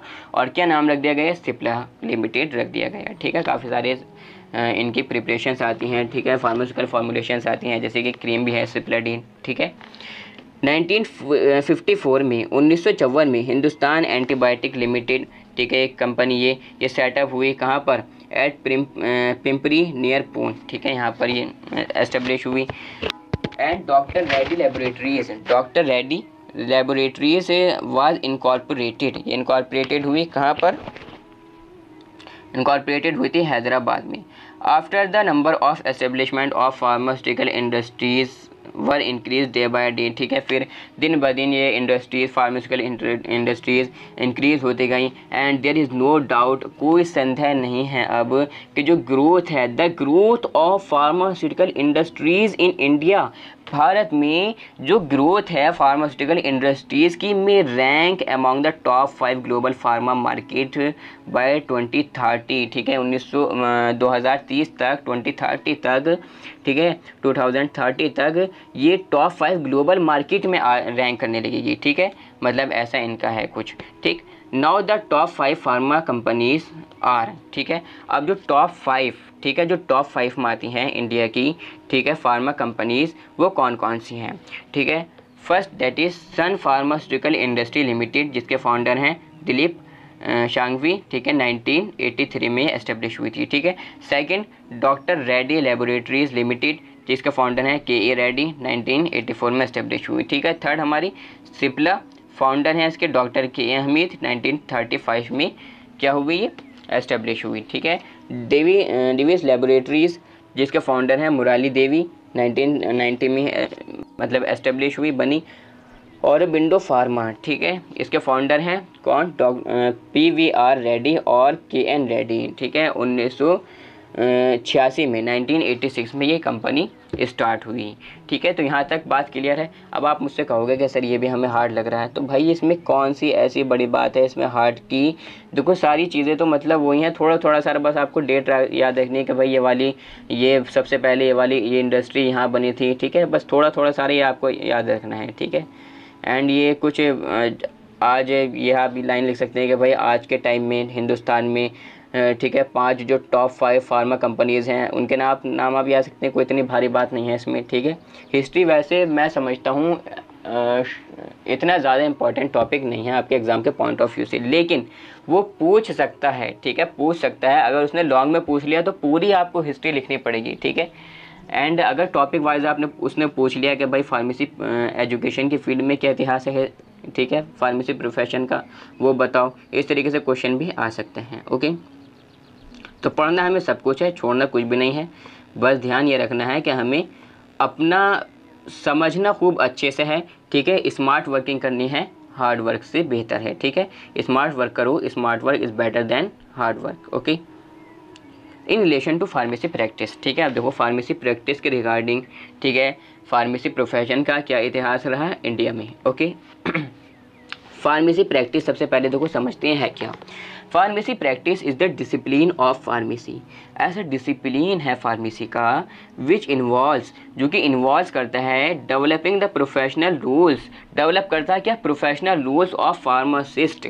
ठीक है। फार्मासिस्ट के प्रोफेशनल रूल्स को डेवलप करता है। The scope of pharmacy practice, और जो स्कोप है फार्मेसी प्रैक्टिस का इंक्लूड करता है मोर ट्रेडिशनल रूल्स सच है, जैसे कि कंपाउंडिंग, ठीक है, कंपाउंडिंग करना, डिस्पेंसिंग करना मेडिकेशंस का, और मॉडर्न सर्विसेज आ जाती हैं related to health care, including उसमें क्लिनिकल सर्विसेज हो गई, रिव्यू करना मेडिकेशंस का फॉर सेफ्टी एंड एफिकेसी, कि भाई वो ड्रग कितना सेफ़ है, कितना इफेक्टिवल है। ठीक है। पेशेंट पे जाकर कितना उसका इफेक्ट होगा, उसका थोड़ा सा रिव्यू करना। ठीक है। एंड प्रोवाइड करना ड्रग इन्फॉर्मेशन, ठीक है, कोई पेशेंट आया उसको, या ठीक है मतलब ड्रग की जो इन्फॉर्मेशन है वो प्रोवाइड करना। The origin of pharmacy practice, जो शुरुआत हुई फार्मेसी प्रैक्टिस की इन इंडिया में कब शुरुआत हुई, 19th सेंचुरी में। ठीक है। The inception of pharmacy practice in India was marketed by the chemist and druggist programme in 1870s to train students to gain skills in pharmacy practice. ठीक है। तो मतलब जो इंसेप्शन था फार्मेसी प्रैक्टिस का इंडिया में, वो ठीक है मार्क हुआ, ठीक है, केमिस्ट और ड्रगिस्ट प्रोग्राम से 1870 में 1870 में स्टूडेंट्स को ट्रेन करने के लिए कि भाई वो गेन करें स्किल्स। ठीक है। स्किल्स गेन करें, ठीक है, काबिलियत और सलाहियतें, ठीक है, अपने अंदर लाएँ, किसके रिगार्डिंग, फार्मेसी प्रैक्टिस के रिगार्डिंग। ओके। अब देखो द प्रोफेशन ऑफ फार्मेसी, जो प्रोफेशन है फार्मेसी प्रैक्टिस का has evolve through 4 stages, 4 stages के ज़रिए ही इवॉल्व होता है। ठीक है। फर्स्ट क्या है, ट्रेडिशनल एरा, इसमें क्या है कि भाई ये वो पीरियड है 20th सेंचुरी का। ठीक है। 20th सेंचुरी का वो पीरियड है जिसमें फार्मासिस्ट को पहले क्या किया जाता था कि भाई फार्मासिस्ट इन्वॉल्व होते थे किसमें, फॉर्मुलेशन में, डिस्पेंसिंग में, और स्टडी करने में मेडिसिनल प्रॉपर्टीज़ को, नेचुरल प्रोडक्ट्स की, एनिमल्स या प्लांट्स या मिनरल ओरिजिन की, ठीक है, जो प्रोडक्ट्स हैं, ठीक है, उसके फॉर्मुलेशन करना है, डिस्पेंसिंग करना या स्टडी करना मेडिसिनल प्रॉपर्टीज़ को, ठीक है, नेचुरल प्रोडक्ट्स की, ठीक है, एनिमल या प्लांट सोर्सेज से या मिनरल ओरिजिन से जो भी है। ठीक है। तो इन चीज़ों में फार्मासिस्ट पहले इन्वॉल्व होते थे। ठीक है। ट्रेडिशनल एरा है। ठीक है। साइंटिफिक एरा में क्या होता था कि भाई it began after the world war second world war के बाद में स्टार्ट हुआ था। इन दिस पीरियड, इस पीरियड में क्या हुआ था कि drugs were made by pharmacist. अब फार्मासिस्ट क्या करने लगे थे, फैक्ट्रीज़ में, इन फैक्ट्रीज़ में ड्रग्स बनाने लगे थे। ठीक है। They were involve in scientific study of drugs, और वो इन्वॉल्व होने लगे थे साइंटिफिक स्टडी में ड्रग्स की। ठीक है। And there mechanism of action including side effects, और उसका मैकेनिज्म ऑफ एक्शन क्या है, किस तरीके से बॉडी पर जाकर वर्क करेगा, किस तरीके से बॉडी पर जाकर वो काम करेगा, और उसके साइड इफ़ेक्ट्स क्या क्या हैं। ठीक है। तो इस पर क्या करने लगे थे फार्मासिस्ट, इसमें इन्वॉल्व होने लगे थे। अब नेक्स्ट हमारे इसमें आता है देखो क्लिनिकल एरा। इस एरा में क्या था कि the era began in the second half of 20th century के सेकेंड हाफ में, ठीक है, ये स्टार्ट हुआ। ड्यूरिंग दिस पीरियड, इस पीरियड के दौरान pharmacist were educated in the area of clinical pharmacy, ठीक है, जो फार्मासिस्ट थे वो एजुकेटेड किया जाता था उन्हें क्लिनिकल फार्मेसी के एरिया में, ठीक है, एस्टेब्लिश करने के लिए फार्माकोकाइनेटिक पैरामीटर्स को, ठीक है। फार्माकोकाइनेटिक्स में चारों चीज़ आ जाती हैं, includes absorption, distribution, metabolism, elimination. Means that आपने अगर कोई ड्रग इनटेक करी, आपने पैरासिटामोल टैबलेट खाई, ठीक है, तो पेट में जब आपके जाएगी स्टमक में, ठीक है, तो वहाँ से उसका एब्जॉर्प्शन किस तरीके से होगा, फिर जब वो ब्लड में मिलेगी तो उसका किस तरीके से होगा पूरी बॉडी में, ठीक है, फिर उसका मेटाबॉलिज्म किस तरीके से होगा, फिर वो एलिमिनेशन उसका मीन्स दैट एक्सक्रीशन, ठीक है, किस तरीके से होगा। तो ये सारी चीज़ें फार्माकोकाइनेटिक पैरामीटर्स हैं, ठीक है, तो इसके बारे में थोड़ा एजुकेटेड किया जाता था किनको, फार्मासिस्ट को। इंडस्ट्रियलाइजेशन एरा, इसमें क्या है, इंडिया में the development of manufacturing pharmacy, ठीक है, डेवलपमेंट जो है मैन्युफैक्चरिंग फार्मेसी का वो बिगन हुआ 20th सेंचुरी में। Pharmacist were the key players, pharmacist जो है के प्लेयर्स थे in the pharmaceutical industrial development में इस एरा में। और आज today pharmacist play an important role, एक बहुत ज़्यादा अहम रोल, इम्पॉर्टेंट रोल निभा रहे हैं किस में, हेल्थ केयर सेक्टर में, as they take responsibility for the patient medicine related needs, ठीक है, पेशेंट्स रिलेटेड, ठीक है, जो मेडिसिन रिलेटेड जो नीड्स हैं पेशेंट की, उनकी रेस्पॉन्सिबिलिटी को निभा रहे हैं और काफ़ी अच्छा वर्क कर रहे हैं आज के टाइम में इंडिया में, ठीक है। तो देखो हमारी यहाँ पर अब आकर ये हिस्ट्री जो थी हमारी वो कंप्लीट होती है। मीन्स दैट हमने क्या क्या पढ़ा, थोड़ा सा मैं आपको बता देता हूँ, ठीक है। हमने हिस्ट्री पढ़ ली, ठीक है, हमने हिस्ट्री पढ़ ली, ठीक है, फार्मेसी प्रोफेशन की हमने हिस्ट्री पढ़ ली, जिसमें हमने आपका एंशिएंट फार्मेसी प्रोफेशन, प्राचीन भारत में क्या हिस्ट्री थी, बिफोर इंडिपेंडेंस, आज़ादी से पहले क्या हिस्ट्री थी, आफ्टर इंडिपेंडेंस, देश आज़ाद होने के बाद में, आज़ादी के बाद में क्या हिस्ट्री रही, क्या इतिहास रहा, ये हमने पढ़ लिया। और हमने पढ़ा कि भाई फार्मेसी एजुकेशन के फील्ड में फार्मेसी प्रोफेशन की क्या हिस्ट्री रही, इंडस्ट्री की फील्ड में फार्मेसी प्रोफेशन की क्या हिस्ट्री रही, फार्मेसी प्रैक्टिस की फील्ड में फार्मेसी प्रोफेशन की क्या हिस्ट्री रही, क्या इतिहास रहा, ये हमने पढ़ लिया, ठीक है। अब हमारे इस पर जो नेक्स्ट टॉपिक बचा है वो है वेरियस प्रोफेशनल एसोसिएशंस, ठीक है, कुछ ऑर्गेनाइजेशंस, ठीक है, उनके बारे में पढ़ना है। और फिर pharmacy the career and pharmacopoeia हम पढ़ेंगे, ओके। और फिर ये चैप्टर आपका हो जाएगा कंप्लीट, ठीक है। तो that is the pharmaceutical associations in India, ठीक है, फार्मास्यूटिकल एसोसिएशंस इन इंडिया, भारत में जो फार्मास्यूटिकल एसोसिएशंस हैं, जो संस्थाएं हैं, जो संगठन हैं एक तरीके से, जो ऑर्गेनाइजेशंस हैं, उनके बारे में हमें पढ़ना है, ठीक है। There are a number of pharmacy organisations, बहुत सारी संस्थाएं हैं और एसोसिएशंस हैं इंडिया में, भारत में, बट सब of renowned and important associations and organisations are, लेकिन उसमें से कुछ चुनिंदा सी नोड, ठीक है, काफ़ी ज़्यादा मशहूर इम्पॉर्टेंट एसोसिएशंस और ऑर्गेनाइजेशंस, संस्थाएं वगैरह, ठीक है, उनके बारे में हम पढ़ेंगे, ठीक है। कुछ यहाँ पर लिखी गई हैं। इंडियन फार्मास्यूटिकल एसोसिएशन, ठीक है, कहाँ पर, मुंबई में 1939 में एस्टेब्लिश हुई। एंड ओल्डेस्ट एसोसिएशन है फार्मास्यूटिकल प्रोफेशनल्स का इंडिया में, विद ओवर, जिसमें लगभग 13,000 मेंबर्स एक्टिवली इन्वॉल्व हैं, किस में, in advising the government on matters of professional importance, ठीक है, एडवाइस करने के लिए गवर्नमेंट को, भारत की सरकार को, किन मैटर्स पर, प्रोफेशनल इम्पोर्टेंस पर, ठीक है, प्रोफेशनल इम्पोर्टेंस पर, या जो फार्मास्यूटिकल इम्पोर्टेंस हैं, ठीक है, उस पर एडवाइस करने के लिए, ठीक है, लगभग कितने, 13,000 के करीब एक्टिवली इन्वॉल्व हैं इस और एसोसिएशन में, ठीक है, जो कि कहाँ पर है, मुंबई में है, 1939 में बनी थी। सेकंड हमारी इसमें है All India Organisation of Chemists and Druggist, ठीक है, पूरे भारत में, पूरे भारत के जितने भी केमिस्ट हैं, ठीक है, जितने भी ड्रगिस्ट हैं, ठीक है, चाहे कोई मेडिकल स्टोर, ठीक है, या होलसेल का, रिटेल का, ठीक है, तो जितने भी ये सब हैं, इनकी एक अलग संस्था है, इनकी एक अलग ऑर्गेनाइजेशन है, एक अलग संगठन है, ठीक है, जो कि क्या है, it has retail and wholesale pharmacist as its members, ठीक है, इसमें जो मेंबर्स हैं वो किसके हैं, जो रिटेल, जिनके ड्रग स्टोर हैं, मेडिकल स्टोर हैं, ठीक है, उसके उनके मेंबर्स, होलसेल फार्मासिस्ट, ठीक है, इनके मेंबर्स हैं। और उनके ऑफिस कहाँ पर हैं, तालुका में है, डिस्ट्रिक्ट स्टेट लेवल पर, with the name chemist and druggist association के नाम से, ठीक है। तो ये एक ऑर्गेनाइजेशन हो गई। अब नेक्स्ट हमारी इसमें है इंडियन ड्रग मैन्युफैक्चरर्स एसोसिएशन, ठीक है, कहाँ पर है, मुंबई में है, 1961 में बनी, ठीक है। तो इसमें क्या था कि भाई जितनी भी इंडस्ट्रीज़ हैं उन इंडस्ट्रीज़ की एक अलग एसोसिएशन है, एक अलग ऑर्गेनाइजेशन है, IDMA, that is Indian drug manufacturers association. इसमें लगभग 1000 इंडियन लार्ज, मीडियम और स्मॉल इंडस्ट्रीज़ इन्वॉल्व हैं and state boards was established and state boards, ठीक है, ये इसके अंदर इन्वॉल्व है और ये एस्टेब्लिश हुई प्रोवाइड करने के लिए safe, efficacious, affordable quality medicine. ये ऑर्गेनाइजेशन, ये एसोसिएशन, ये संगठन बनाया गया, किस लिए बनाया गया कि भाई सेफ़, काफ़ी ज़्यादा सेफ़ ड्रग और एफिकेशियस, कि भाई वो ड्रग सेफ भी हो, बॉडी पर जाकर उसका अच्छा इफेक्ट हो, एफिकेशियस हो, अफोर्डेबल और चीप हो, यानी कि सस्ती हो, अफोर्डेबल हो, मीन्स दैट ईज़िली उनको इतनी महंगी दवाई ना हो, ठीक है।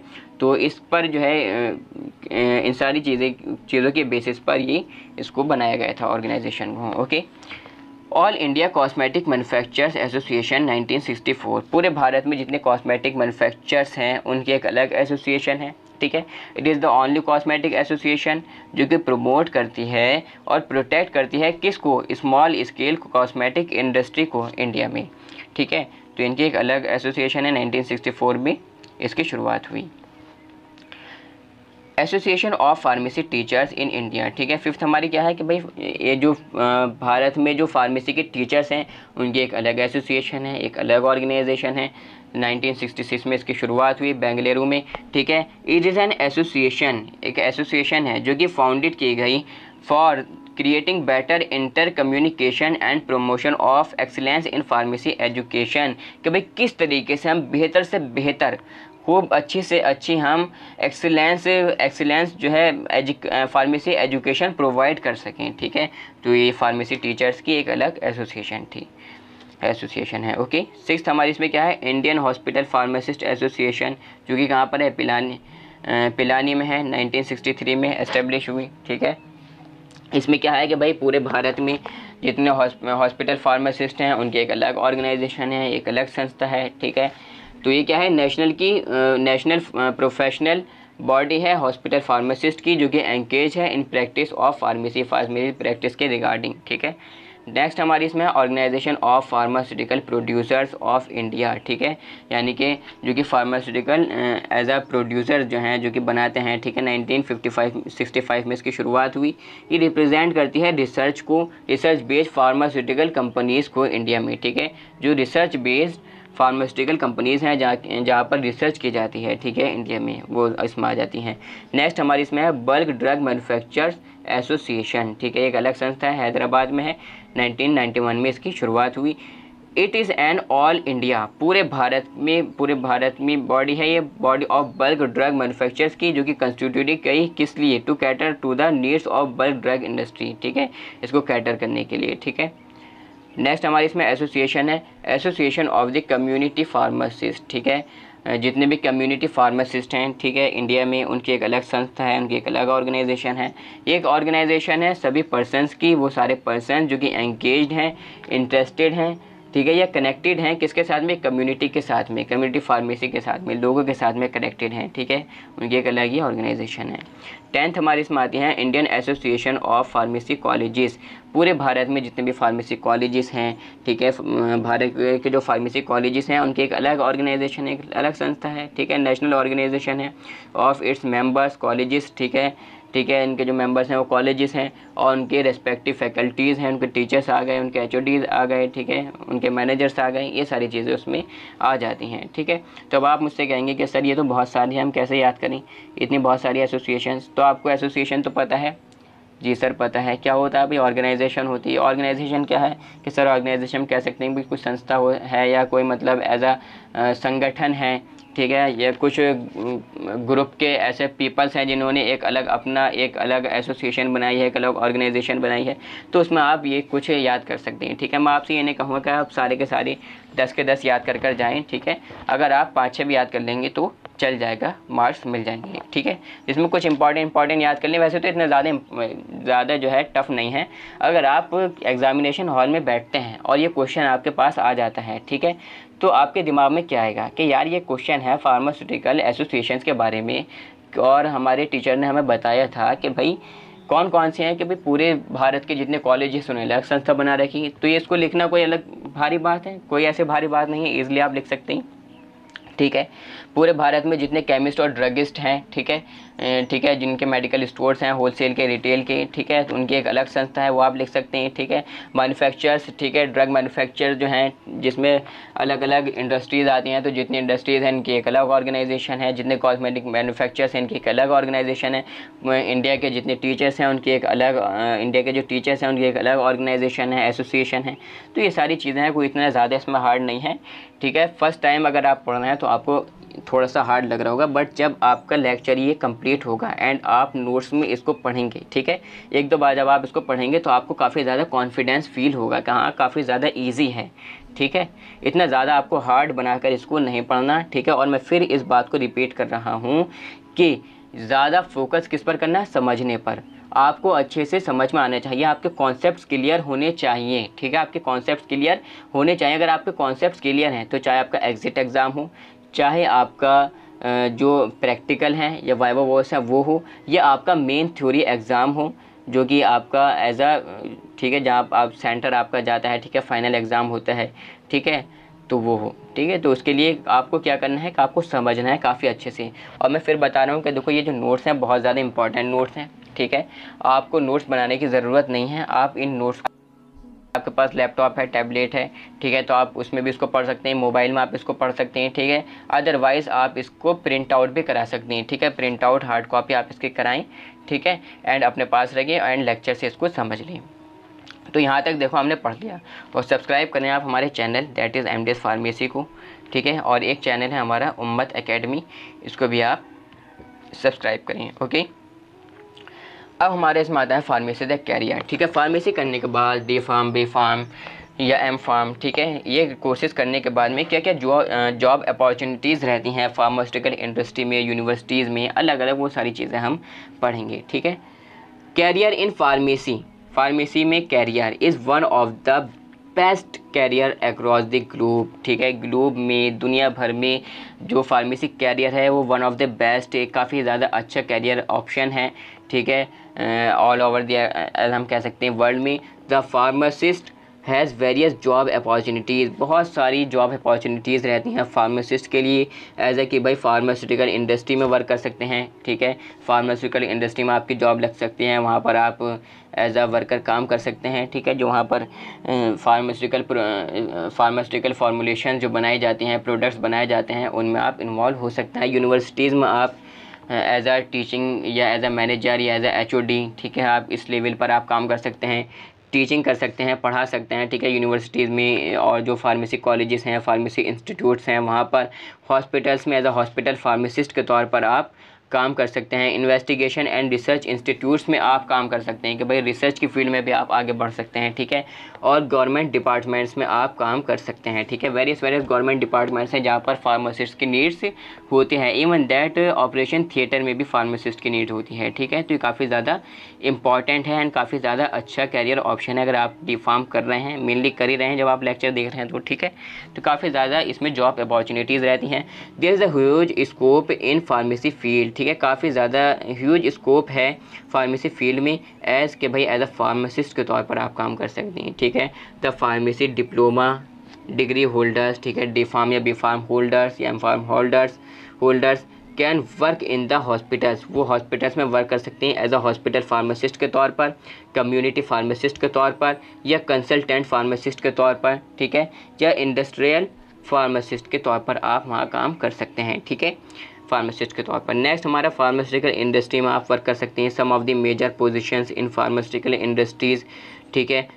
कुछ जो है मेजर पोजीशंस हैं किसकी, फार्मास्यूटिकल इंडस्ट्रीज़ में, जहाँ पर फार्मासिस्ट एम्प्लॉयड होते हैं, इंक्लूड प्रोडक्शन करना, मैन्युफैक्चरिंग करना या रिसर्च करना और डेवलपमेंट करना, ठीक है, क्वालिटी कंट्रोल करना, ठीक है, किस टाइप की क्वालिटी है ड्रग की, ठीक है, इन सब चीज़ों के बारे में क्वालिटी को एश्योर करना, उसको चेक करना और फिर उसको एश्योर करना कि हाँ भाई ये ठीक ठाक है, ठीक है, फिर उसकी सेल्स वगैरह करना है। तो इस तौर पर भी आप फार्मास्यूटिकल इंडस्ट्री में आपकी जॉब लग सकती है, ठीक है, काफ़ी अच्छा स्कोप है। नेक्स्ट हमारे इसमें फार्मास्यूटिकल सेल्स, रजिस्टर्ड फार्मासिस्ट जो हैं वो सेल कर सकते हैं, बेच सकते हैं बल्क ड्रग्स को as a bulk drug distributor के तौर पर या सप्लायर के तौर पर, ठीक है, एंड फार्मास्यूटिकल प्रोडक्ट्स, ठीक है, और एज ए डिस्ट्रीब्यूटर, होलसेलर या रिटेलर के तौर पर वर्क कर सकते हैं, ठीक है। वो सब बात आ गई कि भाई आप अपना कोई मेडिकल स्टोर खोल सकते हैं, ठीक है, चाहे वो रिटेल का हो, होलसेल का हो, या आप डिस्ट्रीब्यूटर बन सकते हैं, ठीक है, सप्लायर बन सकते हैं, फार्मास्यूटिकल प्रोडक्ट्स की सप्लाई कर सकते हैं, ठीक है, बल्क ड्रग्स यानी कि बहुत ज़्यादा क्वांटिटी में, ठीक है। तो ये सारी चीज़ें आ जाती हैं। नेक्स्ट इसमें हमारा है क्या, medical representatives, that is MR, these are the sales persons होते हैं जो कि ब्रांड एम्बेसडर होते हैं उस रेस्पेक्टिव कंपनी के, ठीक है, बोथ नेशनल और इंटरनेशनल या मल्टीनेशनल कंपनीज़ के, ठीक है। तो ये सारी चीज़ें उसमें आ जाती हैं, ठीक। मेडिकल ट्रांसक्रिप्शन के तौर पर आप वर्क कर सकते हैं, एज अ फार्मासिस्ट वर्क कर सकते हैं विद फिजिशियंस के साथ में, एज अ मेडिकल ट्रांसक्रिप्टर के तौर पर, ठीक है, किसी फिजिशियन के साथ में हम वर्क कर सकते हैं टू मेंटेन करने के लिए पेशेंट के ट्रीटमेंट हिस्ट्री को, कि भाई पेशेंट का जो इलाज चल रहा है उसकी पूरी हिस्ट्री को, ठीक है, the drugs of which patients are allergic, और वो ड्रग्स जिनसे पेशेंट्स को एलर्जी है, ठीक है, जिससे मरीज़ को, पेशेंट को एलर्जी है, ठीक है, तो उन ड्रग्स के बारे में, ठीक है। तो ये सारी चीज़ें आप डॉक्टर्स के साथ में वर्क कर सकते हो। आप डॉक्टर्स को बता सकते हो कि भाई सर ये पेशेंट है और इनको इन ड्रग्स से इनको एलर्जी है, ठीक है, और उनकी ये हिस्ट्री है, ये सारी चीज़ें मतलब उसमें आ जाती हैं, आप समझ सकती हैं, ठीक है।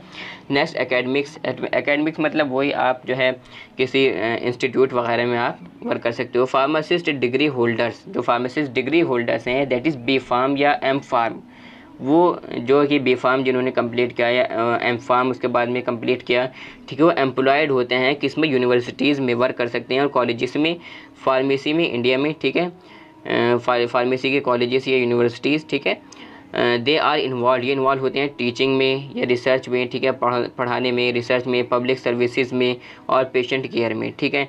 जो D.Pharm कैंडिडेट्स हैं, दैट इज़ जैसे कि आप हैं, ठीक है, तो D.Pharm कैंडिडेट्स ये एम्प्लॉयड हो सकते हैं एज ए लैब असिस्टेंट के तौर पर इंस्टीट्यूशंस में, ठीक है, लैब असिस्टेंट के तौर पर, ठीक है, मतलब जो स्टूडेंट्स हैं जो ऐसा वहाँ पर अपना प्रैक्टिकल परफॉर्म कर रहे हैं, तो उनके साथ में आप सब सारी चीज़ों ने बतानी, समझानी, एज ए असिस्टेंट के तौर पर आप वहाँ पर वर्क कर सकते हैं। कौन, D.Pharm वाली, ठीक है, D.Pharm कैंडिडेट्स, ओके। B.Pharm के लिए या M.Pharm के लिए टीचिंग वगैरह में आ जाती हैं, ओके। अपॉर्चुनिटीज़ अब्रॉड, बहुत सारी अपॉर्चुनिटीज़ हैं बाहर जाने की, ठीक है, बहुत सारे दुबई जाते हैं, कोई जो है सऊदी अरेबिया जाते हैं या अलग अलग कंट्रीज़ में जाते हैं, फॉरेन कंट्रीज़ में जाते हैं, किस चीज़ के लिए, जॉब के लिए। तो काफ़ी ज़्यादा अपॉर्चुनिटीज़ रहती हैं इंडिया से बाहर। There are lots of higher education and research opportunities in the developed countries, जो डेवलप कंट्रीज़ हैं उसमें बहुत ज़्यादा हायर एजुकेशन की ज़रूरत है, ठीक है, अपॉर्चुनिटीज़ हैं और रिसर्च में, ठीक है, हायर एजुकेशन और रिसर्च अपॉर्चुनिटीज़ हैं डेवलप कंट्रीज़ में। Pharmacist have placement opportunities in education, ठीक है, प्लेसमेंट अपॉर्चुनिटीज़ रहती हैं एजुकेशन के फील्ड में एज अब्रॉड कंट्रीज़ में, ठीक है, सेल्स में, मैन्युफैक्चरिंग में और हॉस्पिटल्स में भी एज अ काउंसलर या क्लिनिकल फार्मासिस्ट के तौर पर आप वर्क कर सकती हैं। तो काफ़ी ज़्यादा अपॉर्चुनिटीज़ हैं इंडिया के बाहर भी, ठीक है। अब नेक्स्ट देखिए हमारे इसमें है फार्माकोपिया, ठीक है। तो हमारे कितने टॉपिक्स हमने कवरअप कर लिए, सिलेबस में हम एक बार देख लेते हैं ताकि का आपको थोड़ा थोड़ा आइडिया होता रहे कि भाई मैंने इतना कवर कर लिया एंड इतना मेरा बचा है, ओके। तो हमने हिस्ट्री वगैरह तो पढ़ ही ली, ठीक है, हिस्ट्री वगैरह हमने सारी की सारी कंप्लीट कर ली एंड फिर उसके बाद में हमने जो वेरियस फार्मास्यूटिकल एसोसिएशंस थे वो हमने पढ़ लिए।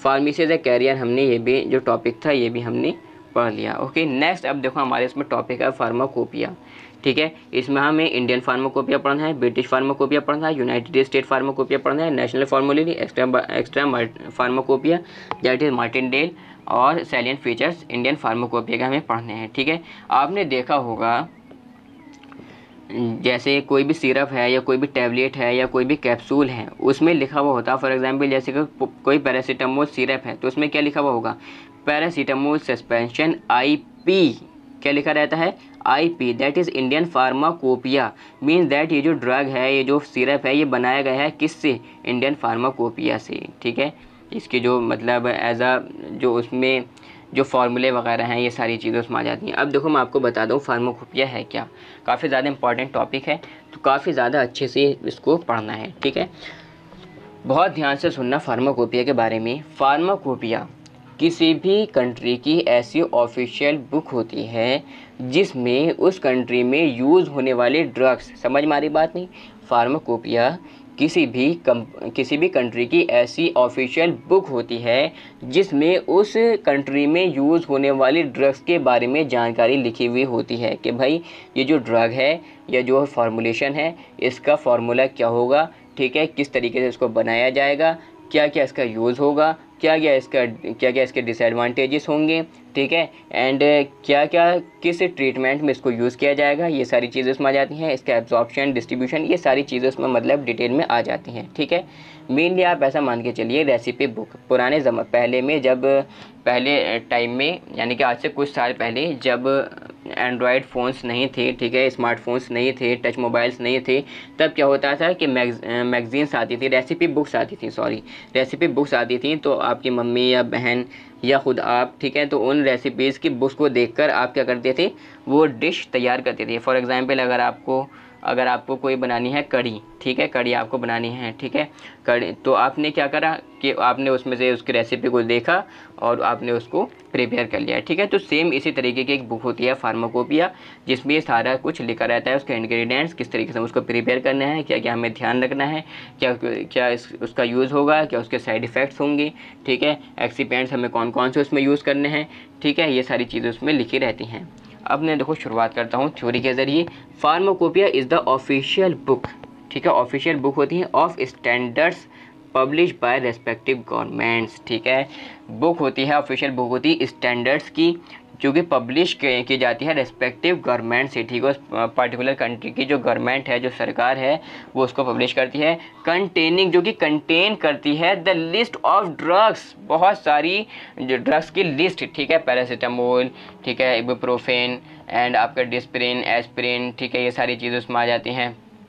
बेंजोडाइज़ेपिन्स ड्रग्स, अलग अलग बहुत सारी ड्रग्स उसमें आ जाती हैं। ठीक है, फ्लूकोनाजोल, इट्राकोनाजोल, ये सारी, ठीक है, बहुत पूरी लिस्ट है ड्रग्स की, उस कंट्री में यूज़ होने वाले जो ड्रग्स हैं उनकी पूरी लिस्ट, फार्मास्यूटिकल्स की, ठीक है, और उनके फार्मूले, ठीक है, कि भाई इनके फार्मूले क्या हैं, अगर आपको पैरासीटामोल सस्पेंशन बनाना है या सिरप बनाना है तो आप किस तरीके से बनाओगे, ठीक है, क्या क्या आपको उसमें इंग्रेडिएंट्स लेने हैं, एक्सिपेंट्स आपको एडिट कौन से लेते हैं, कलरिंग एजेंट कौन सा लेना है, फ्लेवरिंग एजेंट कौन सा लेना है, ठीक है, किस तरीके से आपने उसको प्रिपेयर करना है, उसका आइडेंटिफिकेशन के बारे में उसमें लिखा रहता है। ठीक है, उस पार्टिकुलर बुक फार्माकोपिया में, ठीक है, उसकी पहचान के बारे में, उसके स्टैंडर्डाइजेशन के बारे में कि भाई हमने बना लिया, अब इसका स्टैंडर्डाइजेशन करना है कि भाई किस टाइप की हमारी ये ड्रग बनी, किस क्वालिटी की ड्रग बनी, उसकी डोज उसके बारे में लिखी रहती है कि भाई इसको अगर आप जैसे हमने वो सस्पेंशन बना लिया तो अब उसकी डोज़ कितनी हमें रखनी है, ठीक है, उसके बारे में उसमें लिखा रहता है कि भाई बच्चों के लिए इतनी डोज़, बड़ों के लिए इतनी डोज़, ठीक है, एडल्ट्स के लिए इतनी डोज़ है, ठीक है, ये सारी चीज़ें उसमें रहती हैं।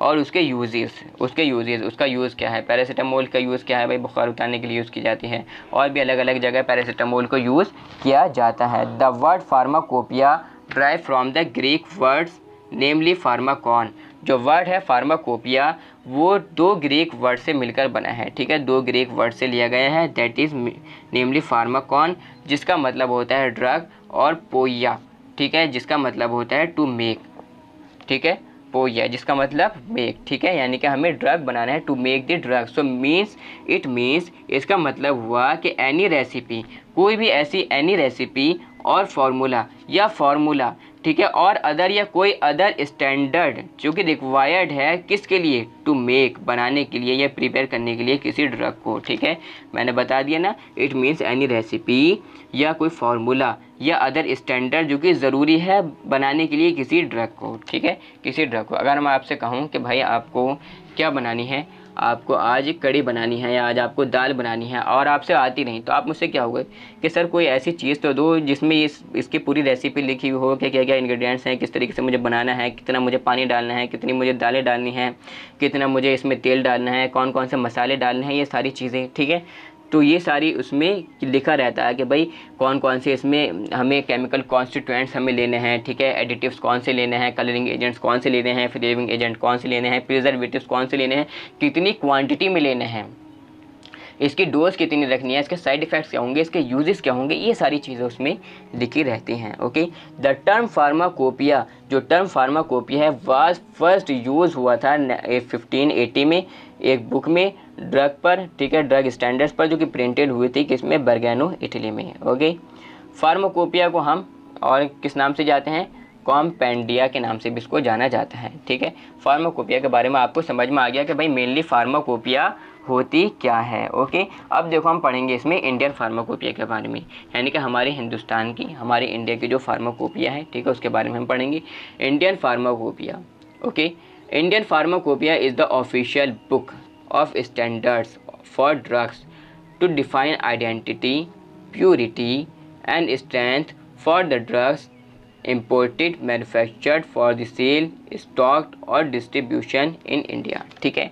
इंडियन फार्माकोपिया ऐसी बुक, ऑफिशियल बुक है स्टैंडर्ड्स की, ड्रग के स्टैंडर्ड्स की, कि भाई वो डिफ़ाइन करती है, डिफ़ाइन करने के लिए उसकी आइडेंटिटी को, उसकी प्योरिटी को, कि भाई कितना ज़्यादा प्योर है, कितनी ज़्यादा उसके अंदर स्ट्रेंथ है, कितनी ज़्यादा उसमें ताकत है, ठीक है। फॉर द ड्रग्स इम्पोर्टेड, जो कि ड्रग्स इम्पोर्ट हो रहे हैं हमारी इंडिया में, हमारे भारत में, ठीक है, इम्पोर्ट किए जा रहे हैं, मैन्युफैक्चर्ड हो रहे हैं सेल के लिए, या स्टोर किए जा रहे हैं, डिस्ट्रीब्यूट किए जा रहे हैं इंडिया में, ठीक है। उसलिए British pharmacopoeia was utilize as the official book of standards in India. पहले क्या होता था, बिफोर इंडिपेंडेंस, आज़ादी से पहले क्या होता था कि हमारी खुद की फार्माकोपिया तो थी नहीं इंडिया की, तो क्या होता था कि ब्रिटिश फार्माकोपिया यूज़ होती थी इंडिया में, ठीक है, ऑफिशियल बुक के तौर पर, बिफोर इंडिपेंडेंस, आज़ादी से पहले। लेकिन जब हमारे देश आज़ाद हो गया तो उसके बाद में अपनी इंडिया की एक अलग फार्माकोपिया बनाई गई, ठीक है। द फर्स्ट इंडियन फार्माकोपिया, जो फर्स्ट इंडियन फार्माकोपिया थी वो स्टार्टेड हुई थी 1944 में, ठीक है, under the chairmanship of RN Chopra, ठीक है, इनकी चेयरमैनशिप में स्टार्ट हुई थी। The Indian pharmacopoeia list was first publish in the year 1946। जो इंडियन फार्माकोपिया की जो लिस्ट थी वो फर्स्ट पब्लिश हुई थी किस ईयर में, 1946 में, 1946 में, यानी कि आज़ादी से एक साल पहले, ठीक है। द गवर्नमेंट ऑफ इंडिया, और जो गवर्नमेंट थी इंडिया की वो उसने कंस्टिट्यूटेड किया एक परमानेंट इंडियन फार्माकोपिया कमेटी 1948 में for the preparation of Indian pharmacopoeia को प्रिपेयर करने के लिए और एस्टेब्लिश करने के लिए एक सेंट्रल इंडियन फार्माकोपिया लेबोरेटरी किसमें, गाज़ियाबाद, ठीक है, उत्तर प्रदेश में, to keep it up to date, ठीक है, उसको अप टू डेट रखने के लिए, ठीक है, मीन्स है उसको as a update. Okay, after independence, ठीक है। अब देखो आज़ादी के बाद में क्या हुआ कि फर्स्ट एडिशन इंडियन फार्माकोपिया का फर्स्ट एडिशन पब्लिश हुआ किस ईयर में, इन द ईयर 1955, 1955 में, ठीक है, यानी कि आज़ादी के 8 साल के बाद में, 1947 में देश आज़ाद हुआ, उसके कितने साल के बाद में, 8 साल के बाद में क्या हुआ कि फर्स्ट एडिशन इंडियन फार्माकोपिया का पब्लिश हुआ, ठीक है, under the chairmanship of doctor BN Ghosh, इनकी चेयरमैनशिप में। आफ्टर 11 ईयर्स, 11 साल के बाद में, under the chairmanship of doctor B Mukherjee, इनके चेयरमैनशिप में सेकंड एडिशन इंडियन फार्माकोपिया का रिलीज़ हुआ 1966 में। थर्ड एडिशन इंडियन फार्माकोपिया का पब्लिश हुआ 1985 में। देखो काफ़ी ज़्यादा इंपॉर्टेंट है, फार्माकोपिया पे क्वेश्चन आ सकता है, मेनली इंडियन फार्माकोपिया भी आपसे पूछा जा सकता है, तो इसलिए आपको पता होना चाहिए कि भाई फर्स्ट एडिशन कब पब्लिश हुआ, सेकंड एडिशन कब पब्लिश हुआ, थर्ड एडिशन कब पब्लिश हुआ, ठीक है, तो आपको पता होना चाहिए, ठीक है। थर्ड एडिशन इंडियन फार्माकोपिया का पब्लिश हुआ था 1985 में under the chairmanship of doctor Nityanand, इनके चेयरमैनशिप में, ठीक है। फोर्थ एडिशन इंडियन फार्माकोपिया का पब्लिश हुआ था, ठीक है, 1996 में under the chairmanship of doctor Nityanand, ठीक है, इन्हीं की इसमें चेयरमैनशिप में फोर्थ एडिशन पब्लिश हुआ। अब फिफ्थ एडिशन इंडियन फार्माकोपिया का 2007 में, और सिक्स्थ एडिशन इंडियन फार्माकोपिया का 2010 में पब्लिश हुआ। सेवन्थ एडिशन इंडियन फार्माकोपिया का 2014 दैट इज़ 2014 में, ठीक है, रिलीज़ हुआ बाय ग़ुलाम नबी आज़ाद, इनके ज़रिए इसको रिलीज़ हुआ और पब्लिश हुआ under the chairmanship of doctor PK प्रधान, ठीक है, इनकी चेयरमैनशिप में ये पब्लिश हुआ, ठीक है। कौन सा एडिशन, सेवन्थ एडिशन। जो 8th एडिशन था और लेटेस्ट एडिशन है इंडियन फार्माकोपिया का, वो रिलीज़ हुआ 29 सितंबर को, ठीक है, 2017 में, ठीक है, इंडियन फार्माकोपिया कमीशन के ज़रिए। इट वाज मेड इफ़ेक्टिव, ठीक है, इफ़ेक्टिव था फ्रॉम 1 जनवरी, ठीक है, 2018, ठीक है, काफ़ी ज़्यादा इफ़ेक्टिव बना ये। And addendum to Indian pharmacopoeia 2018 was published, ये पब्लिश हुआ 2019 में, 2019 में, ठीक है।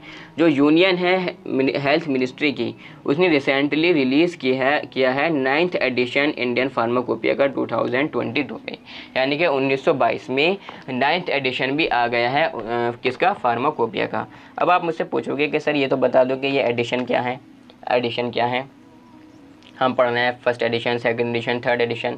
तो जब आप लाइब्रेरी में जाते हैं तो वहाँ पर आप देखते हैं कि भाई ये एक बुक है, ठीक है, इस पे लिखा हुआ है 2nd एडिशन, ये एक बुक है, इस पे लिखा हुआ है 3rd एडिशन, ये एक बुक है, इस पे लिखा हुआ है 4th एडिशन, ये एक बुक है, इस पे लिखा हुआ है 1st एडिशन। तो इसका मतलब क्या है, मीन्स दैट अगर 1st एडिशन में कुछ थ्योरी दे रखी है, ठीक है, अब अगर उस बुक का 2nd एडिशन आता है तो उसमें कुछ ना कुछ चेंजेस होते हैं, यानी कि अगर कुछ चीज़ें डिलीट होनी है या कुछ चीज़ें एज उसमें ऐड होनी है, ठीक है, डिलीशन या एडिशन ऑफ मटेरियल, ठीक है, या थ्योरी जो भी उसमें है, ठीक है, या कोई भी उसमें चेंजेस होती हैं तो उसमें एज वो अपडेट होती है बुक, ठीक है, उसका 2nd एडिशन आता है, ठीक है। तो यहाँ तक आपको बात क्लियर होगी। इंडियन फार्माकोपिया हमने पढ़ लिया, ठीक है। अब हम पढ़ेंगे ब्रिटिश फार्माकोपिया, उसके बाद में फिर यूनाइटेड स्टेट फार्माकोपिया है, नेशनल फार्मूलरी है, एक्स्ट्रा मार्टिनडेल है, और फिर सैलिएंट फीचर्स हैं इंडियन फार्माकोपिया के, ओके। फिर ये चैप्टर आपका हो जाएगा फिनिश, ठीक। तो काफ़ी ज़्यादा वैसे हमें टाइम तो यहाँ पर हो गया अप्रॉक्सीमेटली 1 आवर 25 मिनट्स के करीब हमें हो गए, ठीक है, बट कोई नहीं। द ब्रिटिश फार्माकोपिया, जो ब्रिटिश फार्माकोपिया है, is the official collection of standards for United kingdom medicinal products and pharmaceutical substances and published annually, ठीक है।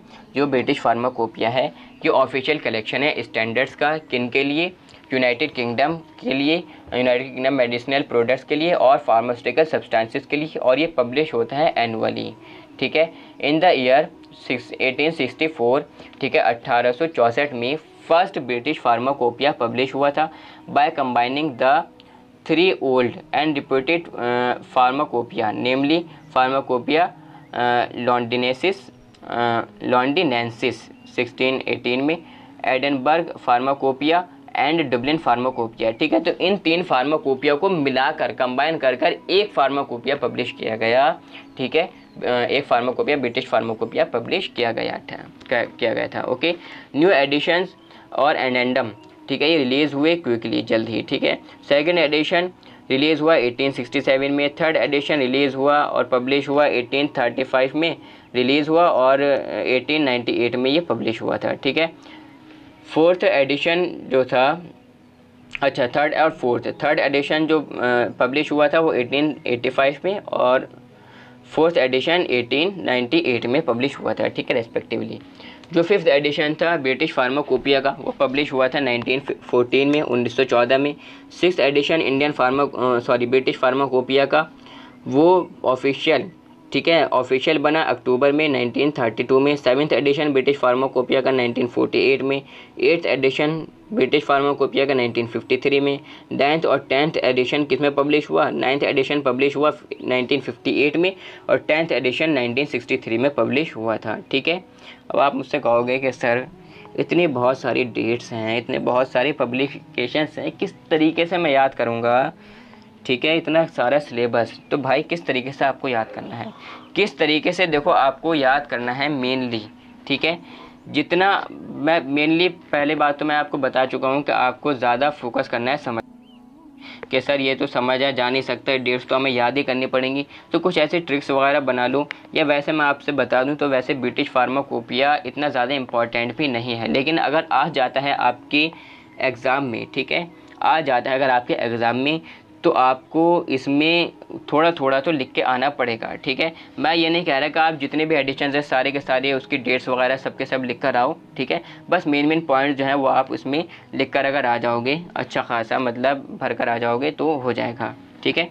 11th एडिशन जो था देखो ब्रिटिश फार्माकोपिया का वो 1968 में पब्लिश हुआ, 12th एडिशन पब्लिश हुआ 1973 में, 13th एडिशन पब्लिश हुआ था 1980 में, और 14th एडिशन ब्रिटिश फार्माकोपिया का 1988 में, 15th एडिशन पब्लिश हुआ था 1993 में, और जो न्यू ब्रिटिश फार्माकोपिया 2021 ठीक है 2021 में जो पब्लिश हुआ वो लीगली मेड इफेक्टिव हुआ जो कि 1 जनवरी 2021 को, ठीक है। Today British pharmacopoeia is used, ठीक है। आज के टाइम में जो ब्रिटिश फार्माकोपिया है वो यूज़ की जाती है ये book more than 100 countries world wide, ठीक है। पूरे दुनिया की लगभग 100 से ज़्यादा कंट्रीज़ में यूज़ की जाती है और मेनली हमारी कंट्रीज़ में भी यूज़ की जाती है। आपने देखा होगा कि कुछ बॉटल्स पर लिखा रहता है कि फॉर एग्जांपल जैसे कि मान लीजिए पैरासीटामोल सस्पेंशन ही है, उसके आगे अगर लिखा होगा ब्रिटिश फार्माकोपिया, बीपी लिखा रहता है, BP that is British pharmacopoeia book से इसको बनाया गया है, ठीक है। मतलब उससे इसकी फॉर्मुलेशन वगैरह की गई है, ये सारी चीज़ें मतलब उसमें आ जाती हैं, ओके। तो नेक्स्ट हमारे देखो इसमें है United State pharmacopoeia. United State pharmacopoeia क्या है? The United State pharmacopoeia for the United states, ठीक है। यूनाइटेड स्टेट्स के लिए पब्लिश एनुअली, हर साल पब्लिश होता है, ठीक है, बाय द यूनाइटेड स्टेट्स के ज़रिए, फार्माकोपियल स्टैंडर्ड्स इनके ज़रिए। यूनाइटेड स्टेट फार्माकोपिया फाउंडेड हुआ 1820 में बाय 11 फिजिशियंस, 11 फिजिशियंस थे, ठीक है, वाशिंगटन डीसी में, ठीक है। तो इन्होंने इसको क्या करा, 11 फिजिशियंस इन्होंने इसको पब्लिश किया, ठीक है, फाउंडेड किया। यूनाइटेड स्टेट फार्माकोपिया फाउंडेड हुआ 1820 में और 11 फिजिशियंस ने इसको किया था, ठीक है, वाशिंगटन में डीसी में, ठीक है।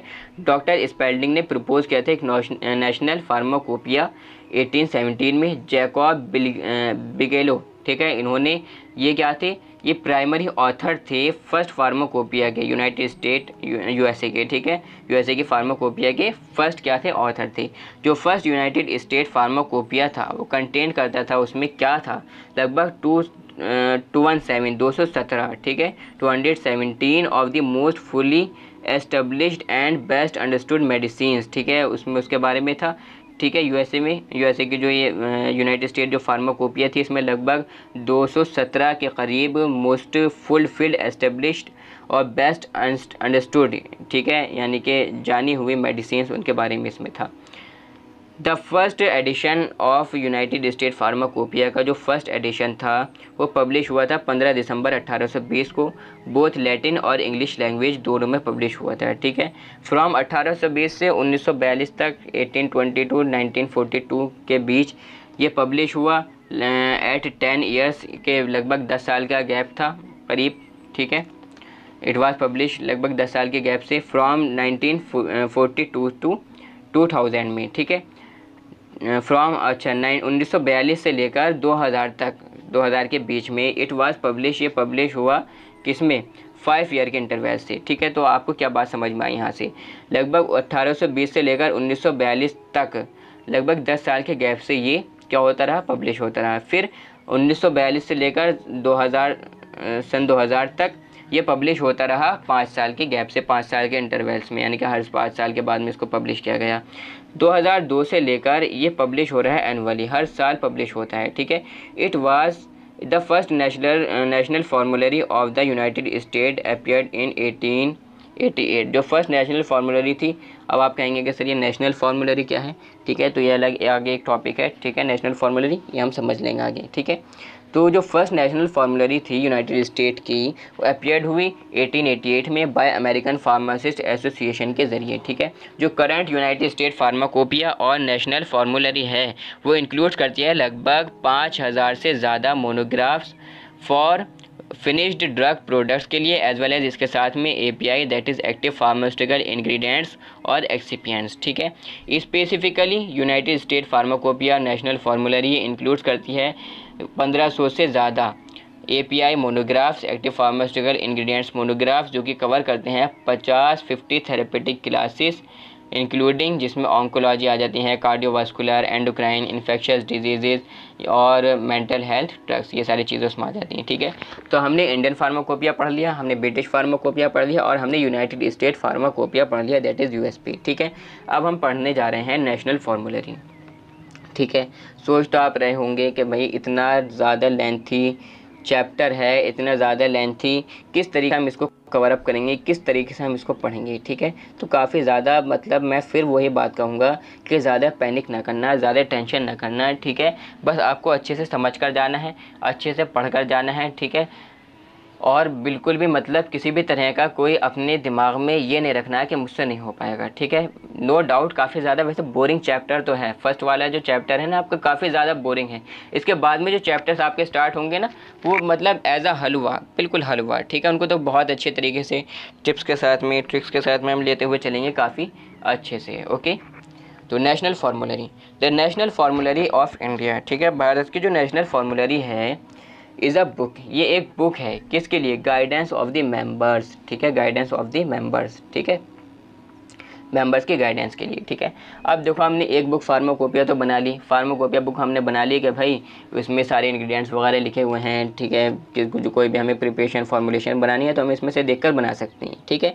लेकिन नेशनल फार्मूलरी क्या है, एक ऐसी बुक है इंडिया की, the national formulary of India that is NFI, ये एक बुक है for the guidance of the members of medical and pharmaceutical profession, जिसमें आ जाते हैं मेडिकल स्टूडेंट्स, नर्सिस, फार्मासिस्ट, और जो कि वर्क कर रहे हैं हॉस्पिटल्स में, डिस्पेंसरीज में या सेल्स एस्टेब्लिशमेंट्स में, ठीक है। तो इनके लिए गाइडेंस आती है कि भाई किस तरीके से वर्क करना है, ठीक है, स्टूडेंट्स को किस तरीके से वर्क करना है, नर्सिस को किस तरीके से वर्क करना है, फार्मासिस्ट को किस तरीके से वर्क करना है हॉस्पिटल्स में, डिस्पेंसरीज में, सेल्स में, एस्टेब्लिशमेंट्स में, इसमें मतलब किस तरीके से इनको पूरी प्रॉपर गाइडेंस, ठीक है, इनके मेम्बर्स को। तो इसके लिए आती है book national formulary, the national formulary of India. जो नेशनल फार्मूलरी है इंडिया की, भारत की, is an authoritative guide to prescribing, ठीक है, ऑथोरेटिव गाइड है प्रेस्क्राइब करने की, ठीक है, प्रेस्क्राइब करने की, डिस्पेंस करने की और एडमिनिस्टर करने की मेडिसिन्स को फॉर हेल्थ केयर प्रोफेशनल्स के लिए, ठीक है, हेल्थ केयर प्रोफेशनल्स के लिए। अब हेल्थ केयर प्रोफेशनल्स के लिए में सब आ सकते हैं, ठीक है, यानी कि डॉक्टर्स और ये जितने आपके नर्सिस, फार्मासिस्ट, स्टूडेंट्स, ठीक है। तो इनके लिए गाइडेंस है कि भाई प्रेस्क्राइब आपको ड्रग को किस तरीके से करना है, किस तरीके से उसको डिस्पेंस करना है, उसको बॉडी में किस तरीके से आपको एडमिनिस्टर कराना है, ठीक है, ये सारी चीज़ें उसमें आ जाती हैं। To prepare national formulary, national formulary को प्रिपेयर करने के लिए the expert opinion obtain from medical practitioners, ठीक है, जो एक्सपर्ट्स थे उन्होंने, एक्सपर्ट्स का जो ओपिनियन था उन्होंने ऑब्टेन किया कहाँ से, मेडिकल प्रैक्टिशनर से, टीचर से, मेडिसिन की, ठीक है, नर्सिस से, फार्मासिस्ट से, और ऑब्टेन करी, ठीक है, प्रेजेंट, ठीक है, यानी कि नॉलेज जो है कलेक्ट करी, जानकारी कलेक्ट करी और उन्होंने उसको रख दिया किसमें, नेशनल फार्मूलरी में उसको लिख दिया। द सिलेक्शन ऑफ ड्रग्स, जो सिलेक्शन है ड्रग का for inclusion in the national फार्मूलरी, ये बेस्ड है किस पर, रिलेटिव एडवांटेजेस पर और डिसएडवांटेजेस पर वेरियस ड्रग्स के जो कि यूज़ होने हैं करंट मेडिकल प्रैक्टिस में, ठीक है, यानी कि जो करंट मेडिकल प्रैक्टिस में जो ड्रग्स यूज़ किए जा रहे हैं, वेरियस ड्रग्स, उनके एडवांटेजेस, उनके डिसएडवांटेजेस, उनके बेसिस पर सिलेक्शन होता है ड्रग्स का, ठीक है, नेशनल फार्मूलरी में। And their availability of in the country, और उस कंट्री में उस ड्रग की क्या अवेलेबिलिटी है, ठीक है, कितनी सहूलियत के साथ में वो मिल सकता है उसके बेसिस पर, ठीक है। The drugs contain in NFI, वो ड्रग्स जो कि नेशनल फार्मूलरी में कंटेन है, have been chosen for the rational and economic prescribing, ठीक है, वो चूज़ किए जाते हैं किसके लिए, रैशनल या इकोनॉमिक प्रेस्क्राइबिंग के लिए। National formulary of India NFI would serve as a guidance है, गाइडेंस डॉक्यूमेंट है किसके लिए, मेडिकल प्रैक्टिशनर्स के लिए, ठीक है, प्रैक्टिशनर्स के लिए और फार्मासिस्ट के लिए, नर्सिस के लिए, मेडिकल और फार्मेसी स्टूडेंट्स के लिए और अदर हेल्थ केयर प्रोफेशनल्स के लिए और स्टेक होल्डर्स के लिए, किसमें, हेल्थ केयर सिस्टम में। The first, second and third edition, जो फर्स्ट, सेकंड और थर्ड एडिशन था नेशनल फार्मूलरी ऑफ इंडिया का, ठीक है, वो पब्लिश हुआ था किस में, दो फर्स्ट एडिशन 1960 में, सेकंड एडिशन 1966 में और थर्ड एडिशन 1979 में respectively, by the ministry of health, government of India, ठीक है, इनके ज़रिए इसको क्या किया गया, पब्लिश किया गया, ओके। तो नेशनल फार्मूलरी हमारी कंप्लीट हो गई। अब आप मुझसे कहोगे कि सर इसको किस तरीके से पढ़ना, तो भाई इतनी ज़्यादा इसमें कोई ऐसी बात तो है नहीं जो मैं मतलब आपको मतलब बहुत वैसे कॉम्प्लेक्स करके सिंपल करके समझाऊं, ठीक है। बस मेनली वो एक बुक होती है जिसमें गाइडेंस वगैरह लिखी हुई होती है, किन के लिए, फार्मासिस्ट, डॉक्टर्स, नर्सिस वगैरह, इन सब के लिए कि भाई किस तरीके से आपको प्रेस्क्रिप्शन लिखना है, प्रेस्क्राइब किस तरीके से करना है, डिस्पेंस किस तरीके से करना है, या आपको एडमिनिस्टर किस तरीके से कराना है ड्रग को बॉडी में। तो ये सारी चीज़ें हैं बहुत ईजी तरीके से आप खुद अपने पास से बनाकर मतलब ये नहीं है कि आप उसमें कुछ भी गाना वगैरह या कुछ भी उल्टा सीधा उसमें बकवास लिख कर आ जाएं, वो नहीं। इसी चीज़ को आपको अपनी समझ से अच्छे से खूब अच्छे से कर बनाकर, ठीक है, एज ए स्मार्ट वर्किंग, ठीक है, आपको लिख कर आना है अपने एग्ज़ाम्स में। ठीक है, यहाँ तक बात समझ में आ गई। अब हमारी इसमें नेक्स्ट है एक्स्ट्रा फार्माकोपिया। ठीक है, एक्स्ट्रा फार्माकोपिया मार्टिनडेल। अब आप मुझसे कहोगे कि सर ये एक्स्ट्रा फार्माकोपिया क्या है? ठीक है, तो भाई वो ड्रग्स जो कि किसी फार्माकोपिया में नहीं आए, ठीक है, उनको उठाकर रख दिया एक्स्ट्रा ड्रग्स को, तो हमने इसको बोल दिया extra pharmacopoeia. Extra pharmacopoeia was first produced in 1883। जो एक्स्ट्रा फार्माकोपिया था वो फर्स्ट प्रोड्यूस हुआ किस में? 1883 में। और लिखा किसने? विलियम मार्टिनडेल ने इसको लिखा था, इसलिए हम इसको मार्टिनडेल भी कहते हैं। And is still known as Martindale, और हम इसको मार्टिनडेल के नाम से भी जानते हैं। Publish by royal pharmaceutical society of great Britain की जो रॉयल फार्मास्यूटिकल सोसाइटी थी, इसके ज़रिए इसको पब्लिश किया गया। द टर्म एक्स्ट्रा, जो टर्म है एक्स्ट्रा है इसमें, ठीक है, एक्स्ट्रा, इसका मतलब है मीन्स आउटसाइड, आउटसाइड यानी कि बाहर का। इन दिस इंटेंस बिकॉज, क्योंकि the book aim to describe drugs, इस बुक का जो एम था, एक्स्ट्रा फार्माकोपिया का जो एम था, वो डिस्क्राइब करना था उन ड्रग्स को that were outside the British pharmacopoeia, जो कि ब्रिटिश फार्माकोपिया के बाहर आती हैं, आउटसाइड आती हैं, यानी कि ब्रिटिश फार्माकोपिया के अंदर वो नहीं आती हैं। ठीक है, तो सिर्फ वो ड्रग्स जो कि ब्रिटिश फार्माकोपिया में नहीं आती, ठीक है, उन ड्रग्स को उठाकर इन्होंने किस में रख दिया? एक्स्ट्रा फार्माकोपिया में रख दिया, मार्टिनडेल में इन्होंने रख दिया।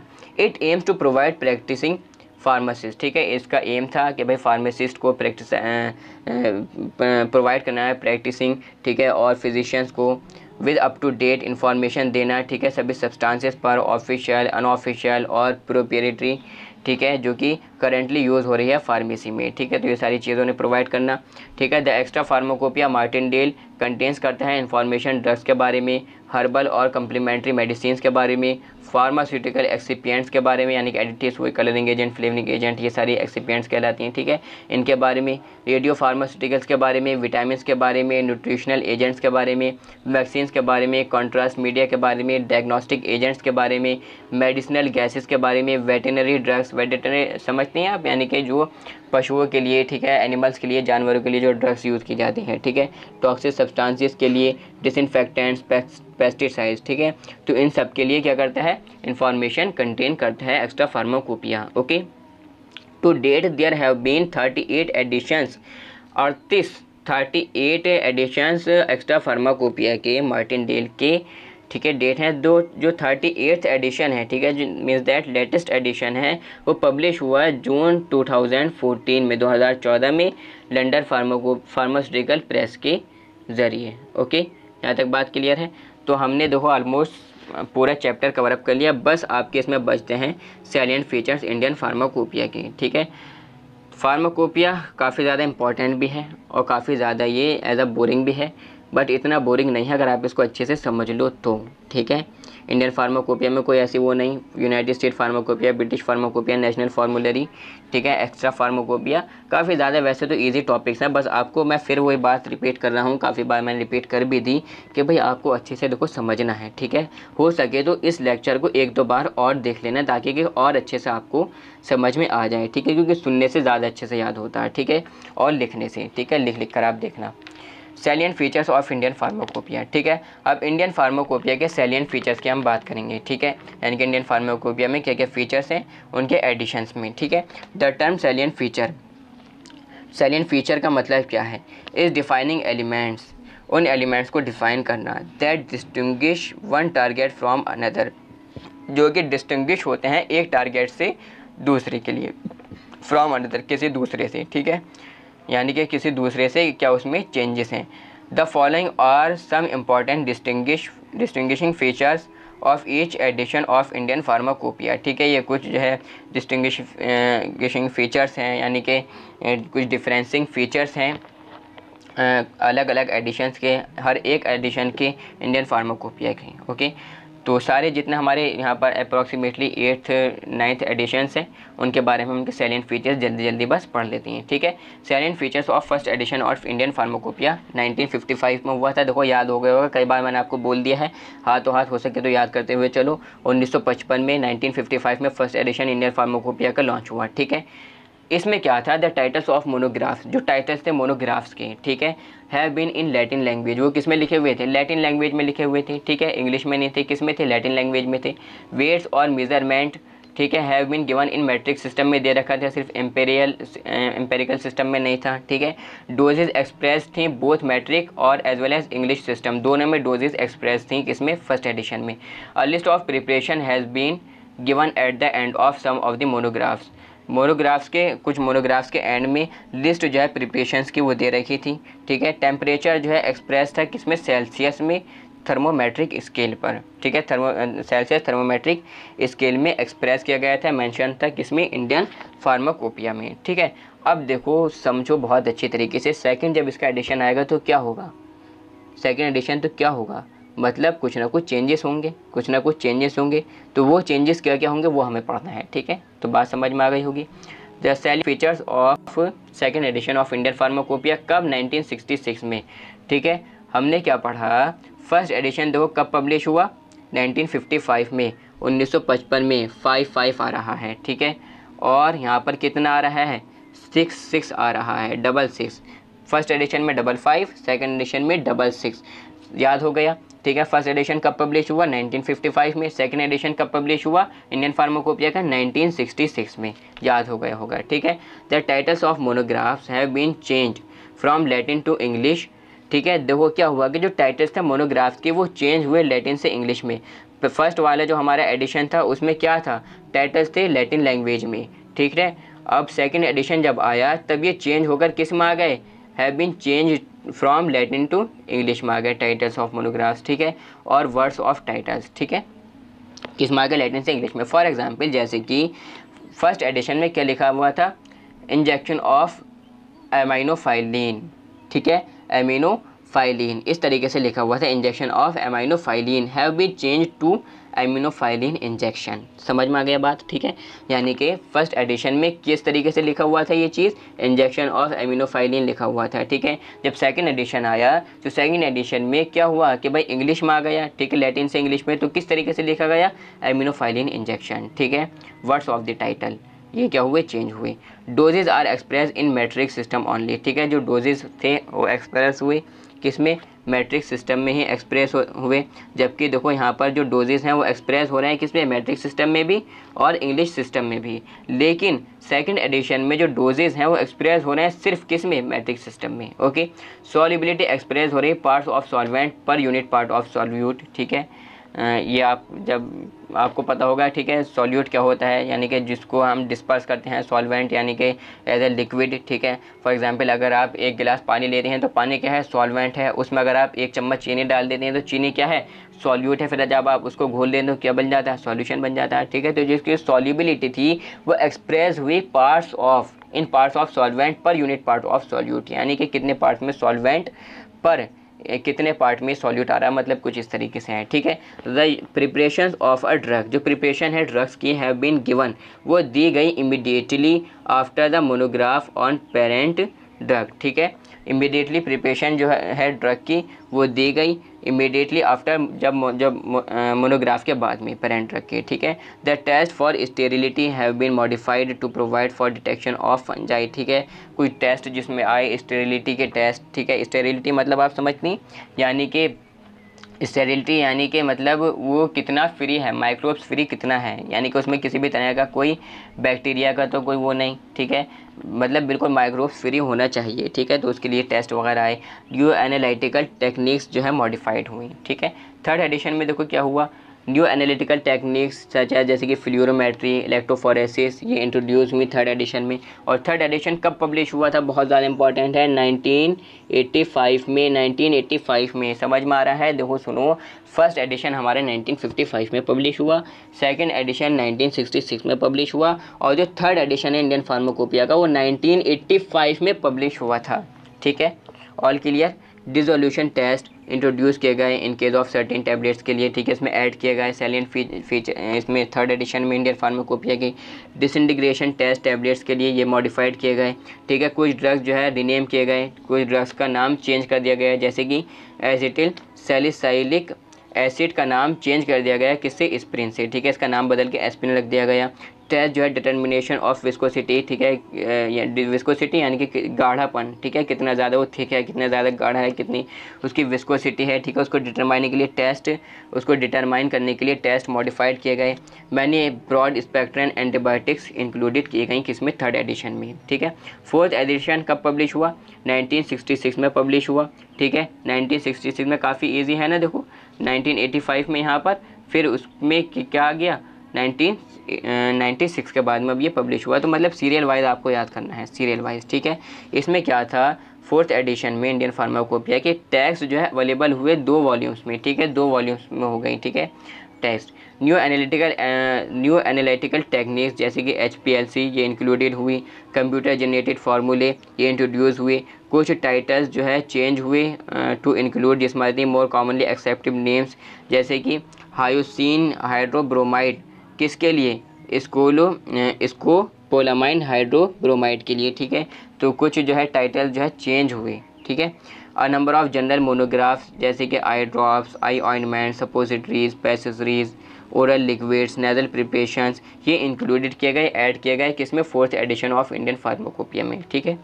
Salient features of the fifth edition of Indian pharmacopoeia, जो 5वां एडिशन था इंडियन फार्माकोपिया का, उसमें क्या किया गया, ये एडिशन प्रेजेंटेड हुआ 3 वॉल्यूम्स में, 3 वॉल्यूम 2007 में पब्लिश हुआ था।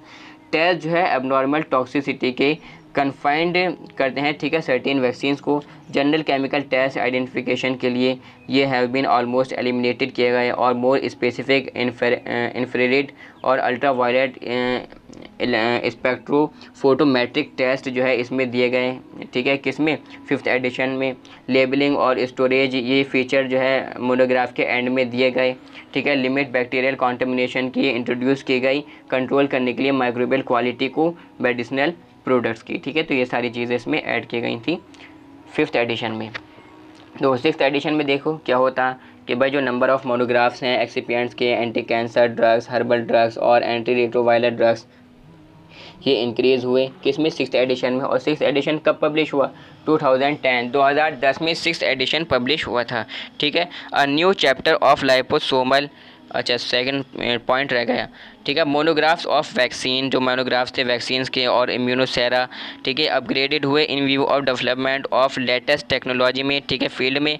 न्यू चैप्टर लाइपोसोमल प्रोडक्ट्स का और मोनोग्राफ्स का, लाइपोसोमल एम्फोटेरिसिन बी इंजेक्शन का ये एडिट किया गया एक न्यू चैप्टर, ठीक है, यहाँ तक बात क्लियर है। एक नया चैप्टर NMR पर ये इनकॉर्पोरेटेड किया गया अपेंडिक्स में, ठीक है। और एक चैप्टर जो है माइक्रोबियल कॉन्टामिनेशन पर ये अपडेटेड किया गया ग्रेट एक्सटेंट में, हार्मोनाइज करने के लिए और विद प्रीवेटिंग इंटरनेशनल रिक्वायरमेंट्स में, ठीक है। तो ये सारी चीज़ें मतलब उसमें अपडेटेड हुई, ठीक है, सिक्स्थ एडिशन में। सेवन्थ एडिशन में देखो क्या हुआ, सेवन्थ एडिशन में ये प्रेजेंटेड हुआ था 4 वॉल्यूम्स में, 4 वॉल्यूम्स में प्रेजेंट हुआ। बहुत सारे चैप्टर्स को रिवाइज किया गया अपेंडिसिस में, ठीक है। ये एडिशन जो है था इंक्लूड करता है ये एडवांस टेक्नोलॉजी और एक्सपेरिमेंटल मेथड्स वाइडली अडॉप्टेड हैं इंडिया में और इंडिया के बाहर अब्रॉड, ठीक है। स्टैंडर्ड्स और ये प्रेस्क्राइब किए गए ड्रग्स के लिए प्रोड्यूस किए गए इंडिया में कंट्रीब्यूट करने के लिए कंट्रोल को, ठीक है, और एश्योर करने के लिए क्वालिटी ऑफ मेडिसिन को, ठीक है। तो ये सारी चीज़ें उसमें मतलब प्रेस्क्राइब की गई। कौन सा एडिशन में, सेवन्थ एडिशन में। ये इनकॉर्पोरेट करते हैं लगभग 2548 मोनोग्राफ्स, ठीक है, ड्रग्स के, आउट ऑफ विच जिसमें से 577 न्यू मोनोग्राफ्स हैं जो कि कंसिस्ट करते हैं API active pharmaceutical ingredients, excipients, dosages forms, antibiotics, monographs, insulin and herbal products, ठीक है। तो ये सारी चीज़ें उसमें आ जाती हैं। Salient features of the 8th edition of Indian pharmacopoeia अगर हम बात करें 2017 में पब्लिश हुआ था। न्यू एडिशन इंडियन फार्माकोपिया का, ठीक है, वो was brought out in 4 volumes, 4 volumes में आया। स्टैंडर्ड्स जो है नए ड्रग्स के और ड्रग्स यूज़ हो रहे हैं अंडर द NHP वो इंक्लूडेड किए गए। More specified infrared ultra violet spectrophotometric और HPLC टेस्ट ये जो है दिए गए एम्फेसिस में, ठीक है। 53 न्यू फिक्स्ड डोज कॉम्बिनेशंस, ठीक है, मोनोग्राफ्स ये इंक्लूडेड किए गए 8th एडिशन में, जिसमें से लगभग 25 FDC मोनोग्राफ्स ये अवेलेबल नहीं है किसी भी फार्माकोपिया में, ठीक है। जो यूज़ है क्रोमेटोग्राफिक मेथड्स का वो ग्रेटली एक्सटेंडेड हुआ to assess the nature and extent of impurities in ingredients and products में, ठीक है। तो ये सारी चीज़ें उसमें आ जाती हैं। ओके, नेक्स्ट हमारे इसमें है chapter 2 that is packaging material. तो ये वाला चैप्टर ऑलमोस्ट आपका लगभग कंप्लीट हो गया, लगभग नहीं पूरा ही कंप्लीट हो गया। एंड हमने यहाँ पर देखो जितने भी इसमें आपके न्यू सिलेबस के अकॉर्डिंग टॉपिक्स थे, ठीक है, आपकी history of the profession of pharmacy, ठीक है, वेरियस फील्ड्स में क्या क्या फार्मेसी प्रोफेशन का क्या इतिहास रहा, ये सब चीज़ें हमें उसमें पढ़ी, ठीक है, इसके बारे में। इसके बाद हमने जो वेरियस प्रोफेशनल एसोसिएशंस थे, फार्मास्यूटिकल एसोसिएशंस थी, ठीक है, संस्थाएं थी, उनके बारे में हमने पढ़ा, ठीक है। And pharmacy as a career, ठीक है, इनके बारे में भी हमने पढ़ लिया, फार्मेसी एज ए कैरियर। और आपका फार्माकोपिया के बारे में हमने पढ़ा, ठीक है, जिसमें हमने Indian pharmacopoeia, British pharmacopoeia, United State pharmacopoeia, national formulary, extra pharmacopoeia, ठीक है, दैट इज़ मार्टिनडेल, इन सब चीज़ों को सारे टॉपिक्स को हमने खूब अच्छे से कवर अप कर लिया। एंड जो सैलिएंट फीचर्स थे इंडियन फार्माकोपिया के 8th एडिशन को हमने उनके जो सैलिएंट फीचर्स थी मींस दैट जो चेंजेस आए उन सब चीज़ों को हमने काफ़ी अच्छे से कवर अप कर लिया। तो अप्रॉक्सीमेटली लगभग 1 आवर 50 मिनट्स के करीब का तो लेक्चर बैठा, बट ये आपका चैप्टर कंप्लीट हो गया है, ठीक है। कॉलेज में भी स्कूल में भी काफ़ी ज़्यादा देर में काफ़ी दिनों में जाकर ये चैप्टर कंप्लीट कराया जाता होगा आपके भी कॉलेज में, ठीक है, क्योंकि चैप्टर ही काफ़ी ज़्यादा लेंथी है, बट यहाँ पर फिर भी हमने काफ़ी जल्दी इसको कवर अप कर लिया, ठीक है। तो थोड़ी सारी लेक्चर एंड होने वाला है, बस 2-3 मिनट्स में लेक्चर्स को एंड करती हैं। कुछ बातें मैं आपको बता देता हूँ, कुछ इंपॉर्टेंट पॉइंट्स, कुछ इंपॉर्टेंट कीज़ कि आपको पैनिक नहीं करना है। देखो सबसे पहले, ठीक है, फर्स्ट ऑफ ऑल आपको पैनिक नहीं करना, टेंशन नहीं लेनी बिल्कुल भी, ठीक है, कि मतलब फर्स्ट चैप्टर तो थोड़ा सारा मैं कह सकता हूँ कि थोड़ा बोरिंग भी है एंड थोड़ा हार्ड भी है, ठीक है। इसमें हिस्ट्री वगैरह जो है ये बस आपको समझनी है खूब अच्छे से, और मैं ये कहूँगा कि आप इस लेक्चर को 1-2 बार और देखेंगे ना तो आपकी काफ़ी ज़्यादा और ज़्यादा अच्छे से आपको समझ में आ जाएगा, ठीक है, और ज़्यादा अच्छे से आपको समझ में आ जाएगा। वैसे आपके सारे कॉन्सेप्ट्स फर्स्ट चैप्टर के कंप्लीट हो गए होंगे। एंड अगर जैसे लैक ऑफ सिलेबस आपको नहीं पढ़ना, आउट ऑफ सिलेबस आपको नहीं पढ़ना है, ठीक है, अगर किसी बुक में जो सिलेबस आपके जो टॉपिक्स आपके सिलेबस में है वो टॉपिक्स अगर उस बुक में नहीं दे रखे, ठीक है, तो ये नहीं है, ये उसका ये मतलब नहीं है कि वो टॉपिक्स इंपॉर्टेंट नहीं हैं, काफ़ी ज़्यादा इंपॉर्टेंट टॉपिक्स हैं लेकिन बुक में नहीं दे रखे, ठीक है।